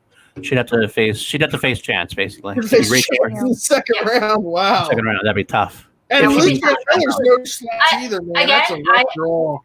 I know. Yeah. I would say, like I said, it's just, I also know Chance, he is absolutely in the conversation. It's one of the best competitors we've seen recently. And he's just so fresh to it. And it's just amazing to me how he's able to study for multiple leagues on the level that he does, as young as he is. And not to mention, he doesn't live in LA. He calls and chats with Shannon and Mike and everyone pretty consistently. Obviously, by the same time, he doesn't have a lot of the benefits that a lot of the other competitors have. Because of the distractions that a lot of the other competitors have. LA is a very distracting place. That's true. That is also true. Mahonix, traffic alone. Distracting. That's true. Okay. Let's see. Stealing from the Gucci verse. Hottest movie moment. Okay. I got this one lined up. Kelsey's excited. She's going to be on last night. I wanted to be on last night so bad, but I didn't have internet, and I was also going to do another stream. But anyways, so there's this movie called Becoming Jane, right? And there's this scene in the library with Anne Hathaway as Jane Austen and James McAvoy as Tom. I can't remember his last name. And he just, his teeth says you're not very experienced, are you? I'd love to broaden your horizons. There's just a lot of innuendo with what he says, and he does this thing where he comes really close. Oh, you can even find the scene on YouTube. Just look up Becoming Jane library scene on YouTube, and you can watch it, and then get a fan or water bottle or. I will say, go ahead, Alex. No, come back to me. I need a minute. I will say that they have some good. They have some pretty good ones on there. I almost wish if I had the Danny production here, I'd put it on, but I can't because we get canceled. But I did like the one that wasn't mentioned was Jennifer Aniston in Or the Millers. Oh, the striptease dance. That was pretty hot. Jennifer Aniston showing that she still got it at that age, and she was doing strip. That was pretty good. It's a hot scene. It is. She's pretty good at what she does. I mean, she's terrible as a stripper. She's so unconvincing. No one believes that Jennifer Aniston. They didn't even try to make her slutty or even grungy or anything. She was the classiest. She's literally exact dance. She's Jennifer Aniston's friend. I'm a stripper. Right. Okay, sure. And then she does a striptease scene. There's no character at all. Also, I just want to clarify. It's all about. It's all about the male gaze. But it's High School Me says wild things. That's always the. I didn't want to mention that because it was on the list last night. Because that was on the list last night, I would have taken that. I don't support anything involving the Finstock Exchange in any way, even ancillary things. We want to talk about the hottest, though. Well, the hottest of the hot. Yeah, what's not that? Sexiest. Well, actually, scratch that. It is the sexiest. Let's talk about that volleyball scene from Top Gun. That was actually number one. Is it? I have no idea. But another one. There's Daniel Craig coming out of the ocean as Bond. That's that was mentioned. That was mentioned. I'm trying to think what else. Team America World Peace. There's oh God, no. The puppet sex scene. Let's see. Wait, what? What did you say? I could get really personal with this and be like, okay, well, this moment in Suicide Squad. Yeah. Team America World Police, the puppet sex I hate scene. that movie, Paul. How dare you? I know you do. I was mentioning it was pretty funny that they kept. That's it. I'm going back to my bunker. Oh, the tent scene with Brokeback Mountain. That's hot. Kelsey, my girl, right? It's all about the sexual tension.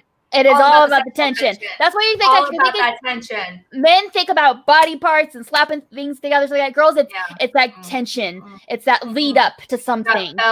It's that the look in your eyes when That's why movies like we're about to get canceled or whatever are not sexy. It's not. Or okay. Remember Kelsey, the movie Atonement? Yes. Oh, there's so much of an atonement. Oh my God. The letter and then the library scene and then the fountain scene. What we were talking about, we just knew. That's true. There you go, Eric. You're right. You're damn right. That's the hottest scene in hottest movie moment in history. That or that one for when Gollum falls into Mount Doom. Pretty fucking hot. He goes into the lava. Extension. What are scenes that are supposed to be sexy but are clearly not sexy? 90% of 50 Shades of Grey. All of it. It's so bad. I think Tom Cruise says he's an asexual being. He's an asexual being with sexual chemistry with anybody. Did you see that volleyball scene? He is not an asexual being. He had a lot of sex. Oh no. Have you watched Interview with a Vampire? Just him as a style alone with a sexual awakening. I would say a very unsexy moment that is supposed to be, or I guess how they filmed it purposefully unsexy, but it is a sex scene. Is any of the hotel scenes in The Graduate with Dustin Hoffman and Anne Bancroft, where we're having the affair. I think that has more to do with like time period, like period of time versus like. No, I mean like the way. I think it was a very sexy scene. No. I mean, but there are movies in the '60s that are incredibly sexy. Heck, The Goodbye Girl is a sexy movie, even though it was done in like the late '60s, and that had Richard Dreyfuss, who I consider a very not attractive man. But it's wow. You're coming for Dreyfuss? Wow. You're coming for the sorry. Mr. Holland's Opus is not. I'm sorry. It doesn't. Doesn't Have get you the end seen another Stakeout? That man is sexy. Oh yeah. Oh yes. I would say for Paul, there's the scene in what's Jack Reacher, where they're like in the hotel together and he's like washing his shirt. And he doesn't have a shirt on. You feel like it's supposed to be sexy, but it's like not sexy at all. Or the movie with Michael Fassbender where he's a sex addict. Shame. There are so there are scenes that are sexy for sure, because he's an attractive man, and he's having sex with attractive people that are sexy, so it makes sense. But there are scenes that are the way they angle it. I think it's by, I can't remember. Is it Steve McQueen that did that one? Someone in the Schmoedown, tell me the answer. Who directed Shape? Is it Steve McQueen? Is it not? No. I don't know. Yeah, yes, it is. Yes, Steve McQueen. Yes. Okay. But there are like some scenes that are really good. Steve McQueen, I was like, he was dead. Definitely not him. He's in the movie? No, it's same director that did 12 Years a Slave. But in this one, there are some scenes that are very sexy, and there's ones that are purposefully weird. Like it's uncomfortable, but it's also revealed around that time that you actually find out he is like an actual sex addict. And it's like the real pain that's like behind him having sex. Even the sexy scenes in that movie, that are sexy. Like the only reason why they're sexy is because it's Michael Fassbender and like a hot chick. Like they don't even act like they don't even act sexy. Like they are just having sex. They're like sexifying, I guess you could say, sex. That's the point. Absolutely the point. Absolutely right. Thank you. I saw that when I saw that for the first time not too long ago. I was like, this is just like legitimately uncomfortable. But that's the point. Oh, she is beautiful, Lisa Bonet. Oh my gosh, she's stunning. Stunning. What's stunning is stunning. I've seen that one. Gorgeous. There's Jeremiah Morse is right. Yes, there it is. There it is. Yep. We know what Paul watches late at night when he's by himself. He's like, Houston, we ain't got no problem. Yes. Houston, we ain't got no problem. I'll show you that, man. I tell you. That's disturbing. Not Ed Harris, Paul. Ed Harris looks great in that picture, Paul. That's not even a good picture of Paul. Like, whoever did Paul dirty like that, they could have at least gotten like a good picture of Paul. I don't think there aren't good enough. What's the worst picture I can find of Paul, and then put him in a wedding dress? That's pretty much what happened. I blame Jake always. So, Hashtag blame Jake. I'm gonna start trying to do that and make that work. Hashtag blame Jake. Second worst Photoshop thing he's ever done for somebody. The worst. 5 Horsemen on my freaking shirt. That actually worked pretty well. I kind of like that one, actually. That was perfect. That's my favorite. That was me. I think it was, well, that's true. But Bill, you do the Pardis is correct. Jessica Rabbit from Who Framed Roger Rabbit is the sexiest thing to ever happen in a movie. 100%. There you go. There's that. Oh my God. Oh my God. Ed Harris and Knight Riders. I can never look at him and think, yeah, hot and sexy, because the first movie I saw with him was Truman Show. And so I always associate him with this kind of godlike character. Right. And so I'm like, I'm not going to think Jesus Christ is sexy. Like, I don't care if he's played by Jim Caviezel. Like, it's not going to happen. He has old man face. Even when he was young, he does have old man face. He just got striking eyes, though. I'm not going to lie. Striking eyes. Yeah, Paul, put it away, all right? All right, put it back. Yeah, let's I can get some good ones when I go over to the class action. Say some good ones. I watched the movie The Guest earlier with Dan Stevens for the first time, and there's a scene where like you see like how striking his gorgeous blue eyes are, and it occurred to me like a lot of villains have like striking blue eyes where it almost looks like they're highlighted. You know if that makes sense? Mm-hmm. Yeah. Where they like light it and like do something to purposefully make it glowy, and Oh. We lost Billy. I think the bunker got Billy. I have to wait. Hopefully he'll come back. Either he just couldn't stand talking about the guest anymore or something to that effect. I don't know. Billy, come back to us. Don't go back to the bunker. Come back. Oh, you know what's another scene that's definitely not sexy, but that's a sex scene. Yes, that's painful. Wow. Remember the sex scene? Like it's like an angry sex scene from Sharon Stone and Michael Douglas in Basic Instinct. Yes. Well, they're having like angry sex, which is fine, but at the same time, no one looks comfortable. True. Everyone, like, no one looks like they're satisfied. That's a good point. Good question. So it's just like, what's the point of sex if you're not satisfied? If no one is satisfied. That's true. I have not seen that movie, so never seen that. That's right up your alley. Right up your alley. Yeah. Right up your alley. As we talk about a really bad sex scene. The funny thing is, really bad sex is right up my alley. Thank you, guys.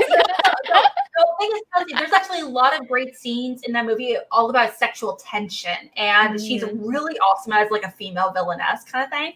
It's really, really fantastic. And that's much. It's a really fun thriller. It's just the finally when they do have sex, it's just like there's so much buildup for like the actual sex scene. Let's see. When you see the movie, you're gonna be like, "I can't believe you thought of me when you said that."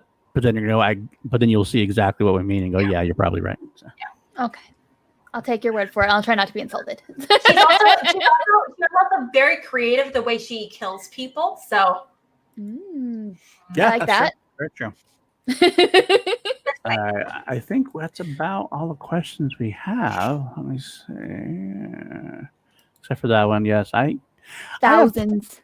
Every picture ever taken of Ed Harris in his entire life, Paul has in a weird little like shoebox under his floorboards. He has more pictures. Have you been there? He has of the action guys. Billy, without this rubber booty gotcha. Oh no, never. Oh, back. Okay, good. We're back. I'm a big part of them. Wait, I mean what? Huh? What? You came back All just right. again. I think we are all. Oh no, this question was asked earlier, so I should get one more question. Party, I know I saw this actually earlier in the chat and I missed it. What would be your dream live event for the undercard and main card if you were to come to your hometown? I already know mine. First of all, it doesn't matter if it comes to my hometown because I'm going to go to every single live event no matter where it is anyways, so it's fine. But my ideal, which might be similar to other people's on here, I don't know, would be like a Who's the Boss versus whomever Andrew Ghai gets teamed up with match. And it's a big match. And then suddenly whoever loses wins, whatever, but happens. But then Ben betrays Riley and Ghai betrays whoever he's with. And suddenly a David B interpretation of Still Dre comes up over the intercoms. And then there we go. Team action reunited. And we're there. So that's my goal. Kelsey, are you reading Paul and I's fan fiction of reuniting? I'm everywhere, guys. I'm sliding in I'm reading everything you guys have. I have no What's problem. that fan fiction site? Forget what it's called. Never mind. I have everything on there. That's the actual website.com. The Schmoedown wants to reform Team Action, so the Schmoedown is going to make that happen. It's what about you, Paul? What would be your ideal? Well, it would be a reformed Team Action, taking on the Founding Fathers. Main event because I want to see Ben and Drew against Roca and Merle. That's just undercard. Makes it a little harder, but I want it to be Smets probably versus. I got to be honest with you. As much as he's been discharged, I'd like to see Spence and Parker play each other. I still do want to see that. I still want to see that too. So I'm with you there. Spence and Parker, Next year. action and founding fathers. That's what I want to say. Belford. So the undercard would be a fatal 4-way for the singles title between Dan Murrell, Ethan Irwin, John Roca, and Ben Bateman. And then Ben Bateman's pulling double duty that night because he's reuniting with Andrew Ghai in the main event to take on the Clark Wolf and Rachel Cushing, who come out of retirement for that match. Firewolves, wow. Yeah, Firewolves, a rematch of that. That of would the be cool. Giancarlo Stanton match. That is cool. I almost want to change my answer to have like a 4-way singles match at the end too now because I like that idea because I could throw more people in there. It's never been done. There's never been a fatal 4-way for the singles title, so I would like to see that. Yeah. I would put, Okay, so for my undercard, it would have to be scratch that. Both of them are going to be great. I don't know. I can't really have a hard time describing which one would be undercard. Paul, you and I had the same thought process with reuniting team action. Instead of founding fathers, I would have to go with the Patriots. that's a good one too. That would be fun because it'd be yeah, it would just be like also with live events. I mean, like, can you imagine the storylines I could come up with it? But also, Dan Murrell against Sam Levine.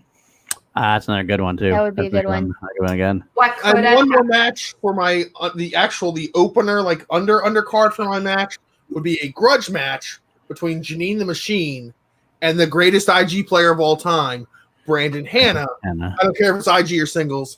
It's just gonna be a great match. I would also like to You see can't have a great live event without Brandon Hanna. Come I'd on, also throw in there you gotta possibly sell some tickets. Rachel Cushing versus Dan Murrell because that never happened. And Yeah, would be I'd love to see Oh. that too.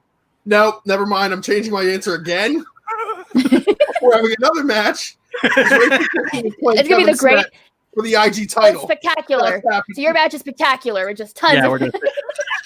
We're at another match. My hometown. I'm making all the goddamn Spectacular. matches. Every- spectacular is going. You know, F it. You know, my ideal event would have to be free for all. There you go. That's a good event. More is more, man. More is more. Yeah. I also thought Cushing versus KO would have been awesome. Every single one of their matches is so much fun. It's so Fred, KO, Cushing, and Smets for the IG title. Hello. Ben versus Ghai. You and me, Alex. You and me in a Schmoebates match. That's what they want as the opening match after with a Ben and Guy main event. That would be amazing. A live That would show. actually be. I'd pay money for that. All sorts of I'd Schmoebates. be there. Bring it on. Be Alex Bring it kick on. your butt. Yeah, we tend to fight every week, so it wouldn't be anything different. Yeah, I would love Another that match to for try to my get Schmo Booty Tacular would be a rematch between me and Bibiani in a Schmobate. I would love to go against you up against you in a generals debate, though. Yeah, Yeah. I can make that work out. I can make that work out. I was like, the thing is, I always I feel bad, like I don't want to, I never want to submit my answers unless it's something like I'm genuinely passionate about, and so I'm Okay. like favorite Tom Cruise movie, I'm like, but whatever. Well, good one this week. Best film of 1999. I think it's a good film. Good Fight choice. Club. There. Fight Club. The Mummy. Mummy's a good choice. The Matrix is in there. Toy Story 2 is in Fight there. Club is so overrated. Fight Club's my favorite movie of all time. I Belford. love You Fight want to Club. be my best friends? It's fine. It's like a fine film. It's It's my It's good. like Okay, Adventures it's not Like only that, Christmas it's one of the it's definitely one of the most well-aged action adventure movies out there. It's incredibly feminist. It's wonderful. It's funny. It's ageless. And not only that, you can actually re-release it to today and you would change nothing outside of some special effects. I mean, I Everything's would pretty argue phenomenal. that there's a lot of And there is no brown face. How a many lot of times can you the see toxic a lot of movies like masculinity in that? that movie would be completely changed nowadays. Ben and Drew, when they covered this movie on Action Movie Anatomy, you can go back and watch that episode. Talked about how much toxic masculinity there is in that movie. There I is. mean, I mean, So- I'm not disagreeing with that. I still love it. True. I I'm kind of drawn I to love the toxic movie. It's just masculinity. people, Not sure if talk you're- about it like it's freaking people talk about it like it's friggin' Citizen Kane, like it's this some that annoys me. Amazing piece of cinema. I'm like, it's a very entertaining movie. Brad Pitt is fantastic in it. Norton, it's definitely Ed Norton's best movie by far. Meatloaf is fantastic in that movie. But a lot of like they do a lot of like twisty stuff for the sake of twisting stuff, which is, I feel like, kicked off even before Shyamalan. Like that's what like inspired the let's just do twists for twist's sake. Like, and also it's a terrible adaptation of the book. Like, I think it's better than the book. People say that. People say it's better than the book, and Chuck Palahniuk even said it's better than the book. I completely disagree. I do think it's a very troubling idea on how to approach not only toxic masculinity, because I know a lot of men that love that movie and their big takeaway was just how cool and sexy everything was. And they wanted to look and act just like a lot of the main characters. And I'm like, no, do not break your teeth in a flippin' fight in the middle of a parking lot, you idiot. You also, know, kind of like that is not the fire to that, and I don't like it. Property and shit. Yeah, it's awful. But also I don't like its conversation around mental illness. I don't like how the conversation around men in particular with mental illness, because there's already so much stigma against men and mental illness overall. A lot, and it's not really talked about enough. And I don't like that a solution is he has a terrorist attack, he completes it, and on top of that, everyone think he's a cool guy. And he shoots himself in the face. No, he doesn't. He does not shoot himself in the face. He almost does. It's fine. Well, it's he shoots himself through the chin. Oh, yeah. You're right. Yeah. Yeah. It's fine. It is my He favorite basically role. commits like mock suicide to like kill off the identity of Tyler Durden. Like, right. It's horrible. It's a weird movie. Like, it's really entertaining though. Have you met me? No, the thing is, you like Suicide Squad, and that's a weird movie that's really entertaining. Yeah, absolutely. The thing is, Kelsey, I do think the understanding of it's very different. The thing is, if you watch that and you're like, it's a fun time, really cool interpretation of the book, cool, whatever, or better, whatever it may be, that's fine. Thing is, if you look at that movie and find it inspirational, or if you find it that's something to strive for in any single way, shape, or form, that's very troubling. Yeah, but that's different. Because absolutely, because most people I know too, that a lot of people I know outside of you, that's their mindset when talking about that movie. They're not looking at it as a fun time. They're looking at it. I don't think it's that way anymore. I don't think it's that way. I've never met somebody who took inspiration from it. I know a lot of people did. Back in the day, yes. I don't think that's the case nowadays as much. I'll say this. There are a lot of women who love that movie for perfectly acceptable reasons. Like, you can love Brad Pitt because Brad Pitt looks he's gorgeous, attractive, and he's like attractive in that movie. And like, the character of Marla is actually very I love troubled but very good character. Like, she has a lot of problems, but like she's very self-sufficient, I guess you could say. Mm-hmm. There's a lot of men who like that movie for all the wrong reasons, and that's where the juxtaposition of it comes in. Mm-hmm. I like the movie quite a bit, but it's not for any of those reasons. It's just I think it's a fun excursion. Not fun. Fun's like the right word either, but it's an interesting excursion. It's a ride. So it's a ride. So I just don't like it because it's the least Fincher of the Fincher movies that are like it might be the least Fincher movie of his movies, except for maybe Alien 3. Like, there's not a lot in that that's like very Fincher-esque. Like, it's very over the top, and usually Fincher movies are very more subtle.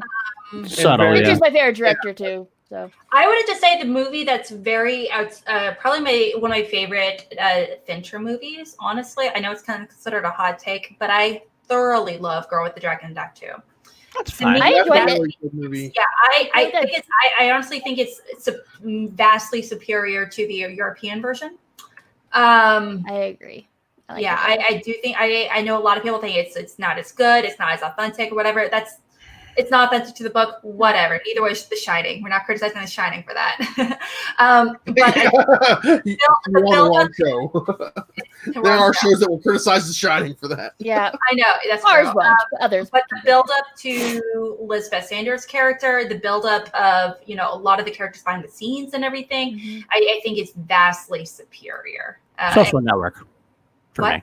Social Network for me is the best. I love Social Network. I love Seven. I love Fincher is my favorite director. What? You haven't seen Social Network? It's a great film. It's a I very- need to see it. Out of the action arm. Not only because Fincher's direction, but Alan Sorkin did the script, right? Yep. And Yes, he did. I love his words. Like he talks in a way that I don't feel like real people talk, but it's like how we all think we wish we talked. Like everyone's just really clever and cool in the way they word things like that, and it just fits so well in Social Network. It's so that's why I don't like him. I love Sorkin. I love it so West much. Wing, but a lot of his. I love Molly's Game. I love Molly's Game. I love my game too. That was a good film. I think the movie's very underrated and underwatched overall. But a lot of his stuff outside of that, I really don't like because I don't like that how it creates this kind of fast talking idea of people. I don't think it's realistic. I don't think it's funny. And not to mention, I don't find it relatable in the slightest. And I feel like that if it was like,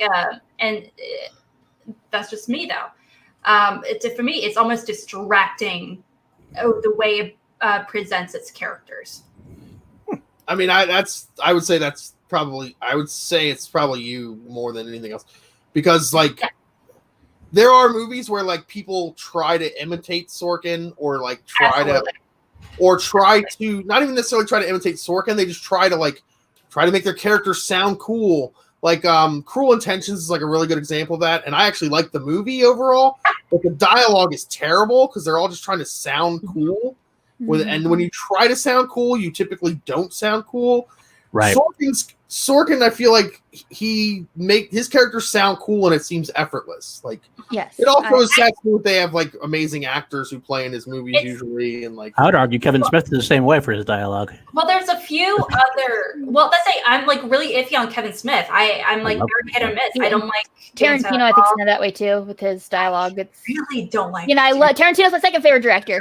Yeah, I mean it's incredibly subjective. I think the thing is I do think I think the way he does movies like Molly's Game is very different because I used to like his what was that show on HBO or is it Showtime or whatever for a while? It's like the newscast or it was called the News Team or something. Newsweek. No. Yes, thank you. He did Newsweek and it was just so much. And I understand why watching it though. I understand the writing style is supposed to reflect the culture surrounding news. Newsroom, I think. Yeah. It was a newsroom. Yeah. Okay. So it's like very fast paced. Everything is 24 hours. I understand that. That makes complete sense. The thing is, I also, like I said, not only Molly's Game, I really love Moneyball. I love American President. I love A Few Good Men.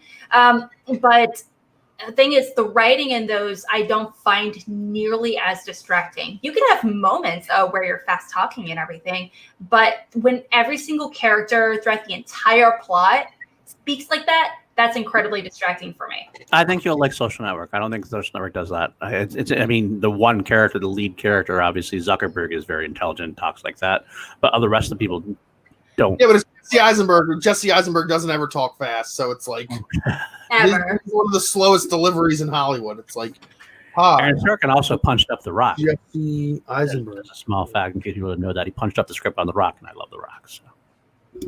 Yeah, but punching it up is like The Rock? What? So. Yeah, he punched I on had it. no idea, Paul, that you liked that movie. No idea. Wait, is Ed Harris in it? it's like Nicolas Cage is in it.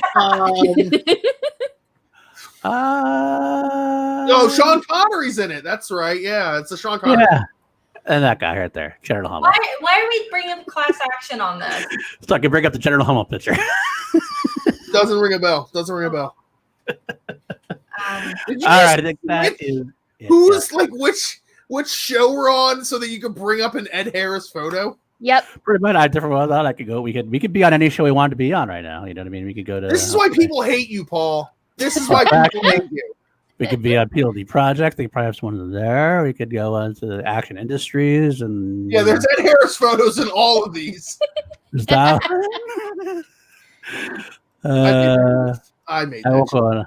You did. And then there's the one with Rachel's show, but I won't bring that one up. I don't think she has any Ed Harris on there. Well, I made all these GIFs. I'm the GIF king of PLD Productions.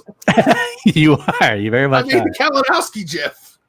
That is very true. You did. My greatest work of all time by far. All right. I think I think that we're good. is it. Go watch the Social All Network. right. I'll Yes, watch go watch it when Social I Network. have to for that. I'll watch it when I have to, but it's not a movie that I You have to. want to see. I just have no desire to watch it. I don't care about the plot. I don't care about. I know it's based on true story. It's just not something that I gravitate towards in any way. We'll just talk to Again, you. it's like, Talk to honestly, Grant. like the Well, Right. you can get it on the list. important Absolutely. thing. Yeah, you know what I really do? I do like the score. It's by what's his name? Reznor. Trent Reznor and Atticus. Trent Reznor, yeah, they did Batman vs Superman, and they did a whole bunch of stuff. They did Mad Max Fury Road. I think He so. also did like 14 albums for 9 Inch Nails, so it's Yeah, like Nails, basically. Yeah. That's the real thing. Yeah, so I do like the score. Is that also I won Best Original Score actually at the Oscars that year. Mhm. should have won Best Picture. But yeah, it should have maybe. I there's nothing about it that appeals to me in any way. I won't watch it unless It has Justin Timberlake in Timberlake. it. Come on. you're not helping. And You're he's actually 90s. amazing He's not in that known for movie. being a good actor. He's good in really that. good in that movie, actually. 'cause He was very good in that movie. He's very I good. Well, at I it. Andrew just Garfield. watched today for the very first time Insidious. Okay, and I didn't watch it That's a good because movie. it's not I in don't my like horror wheelhouse. movies. That's like oh my gosh! I The actually original I was Insidious? a Yeah, fan. that's So pretty good. It was really good. Very surprised. But yeah, like you mentioned, it's just not something that appeals to me in any way. I will watch it for cinema bias if needed, but Definitely. whatever. We'll talk to Video Drew and Yeah. And slide You her better DM. get on that Patreon, boy. Okay. you guys should have Ben Bateman on. We were supposed to get him on for Warrior. She had never saw Warrior until we did it, and it was fun. You should get him on for Social Network. That's Social like Network. his all-time favorite movie. He says it's Warrior, but it's Social Network. What's that? Point Break. Or He- Point Break. Those are like his 3. Point Break's like because of his like the childhood connection to it. Yeah, that's true. No, he But does Social like Network is quite a bit. legitimately his favorite movie. He does say that a lot. That he likes that movie quite a bit. So. I wouldn't be surprised for sure. All right. That and all what's the Let's wrap this up. the other writing movie with Clooney that he loves so much that's written by the other guy? Michael Collins. Coen Brothers? Not Michael Collins. Michael Clayton. Clayton. Clayton. That's it. Michael Yeah, Collins. he loves that movie. He does. That's true. All right. Well, thank you so much for joining us this Sunday. It's been fantastic. We have definitely gone on some tangents a little bit, but that's fine. It's expected of us, I think, at this point. So to wrap it all up, Paul, where can people find you? At Paul _ Museo on Twitter. You can find me at patreon.com/Team Action for the Action Industries Patreon. You can find me at Action Industries YouTube channel for a weekly show called Class Action I do with Richard Eric Jarvie. This week we're actually going to be doing, we just did Mission Impossible Ghost Protocol versus Mission Impossible Rogue Nation with 5 categories. This week we're going to be doing Mission Impossible 3 versus Mission Impossible Fallout, which should be fun. So, and then also PLD Projects, which I'm starting to put content on, including hopefully very soon the Harris stunts, where I'll be taking you through every Ed Harris movie ever. Awesome. And It's Alex, on his Pornhub page. Alex, where can people find you? You can find me now watching Social Network. What? I am. I could actually. Speaking of which, I actually co-host a show called Cinema Bias with Video Drew, where we kind of dive into a lot of our movie biases, like we just kind of described. You know, when it comes to certain genres, directors, whatever it might be, we kind of dive into why we have those biases, and kind of break that down a little bit to watch something outside of our comfort zone. So who knows? Maybe I'll watch in the near future. That goes on Tuesdays. We're going to be watching, one of the most famous animated movies and animated films of all time, Akira, which is going to be really great. It's available on Hulu. If you haven't seen it, go check it out. But also Schmoedawn every Wednesday at 9:30, where we chat and debate Schmoedown's biggest questions. Are you having Dan Merle on for Akira? since he's going through like his anime like renaissance thing that he's never No, seen. I didn't actually. I did message Emma Fife though. I didn't hear anything back though. All right. And Billy, thank you so much for being on. We missed you so much. Where can people find you? You can find me on Twitter at Mr. Billy Belford, telling the truth as always. Long live the Schmoma Booty and down with the Schmominati. All right. Yes. Woo! Also, Smash is killing Chandra, so it's a. All right. And you can find me at KelseyKins90 on Twitter and Instagram. I also have a Twitch channel that I just became affiliate on. So thank you so much for everyone who's followed me and everyone that's subscribed to me as well. I appreciate it. I was supposed to do a watch along last night to the movie Boondock Saints. I lost my internet, so I'm going to try again on Tuesday. So Hashtag blame Jake. Hashtag blame Jake. So I will keep you posted on social media if that is happening. So I hope to see you guys there. And TeePublic, we've got merch. Go buy some Schmoedown and Call to Action merch masks. Wear a mask. And thank you so much for... Yes? Oh, I forgot. We're also available in podcast form everywhere. Apple Podcasts, Spotify, all that good place. So, yeah, we remembered. So, so if you haven't, if you're not available to watch the videos, cool, awesome. Even better, you can listen to them in audio form as well. Yep. So just saying. They're sometimes kind of hard to search for. So what I've done is in our description, we have a link tree. If you click on the link tree, there are links to both Apple and Spotify. Yeah, so if that helps you find it. So. Perfect. Us and Joe Rogan on Spotify. He got a little bit more money than us, but we're both on there. All right. Well, thank you guys for joining us, and we will see you all next time. Have fun, guys. See you all in 3 years. Bye.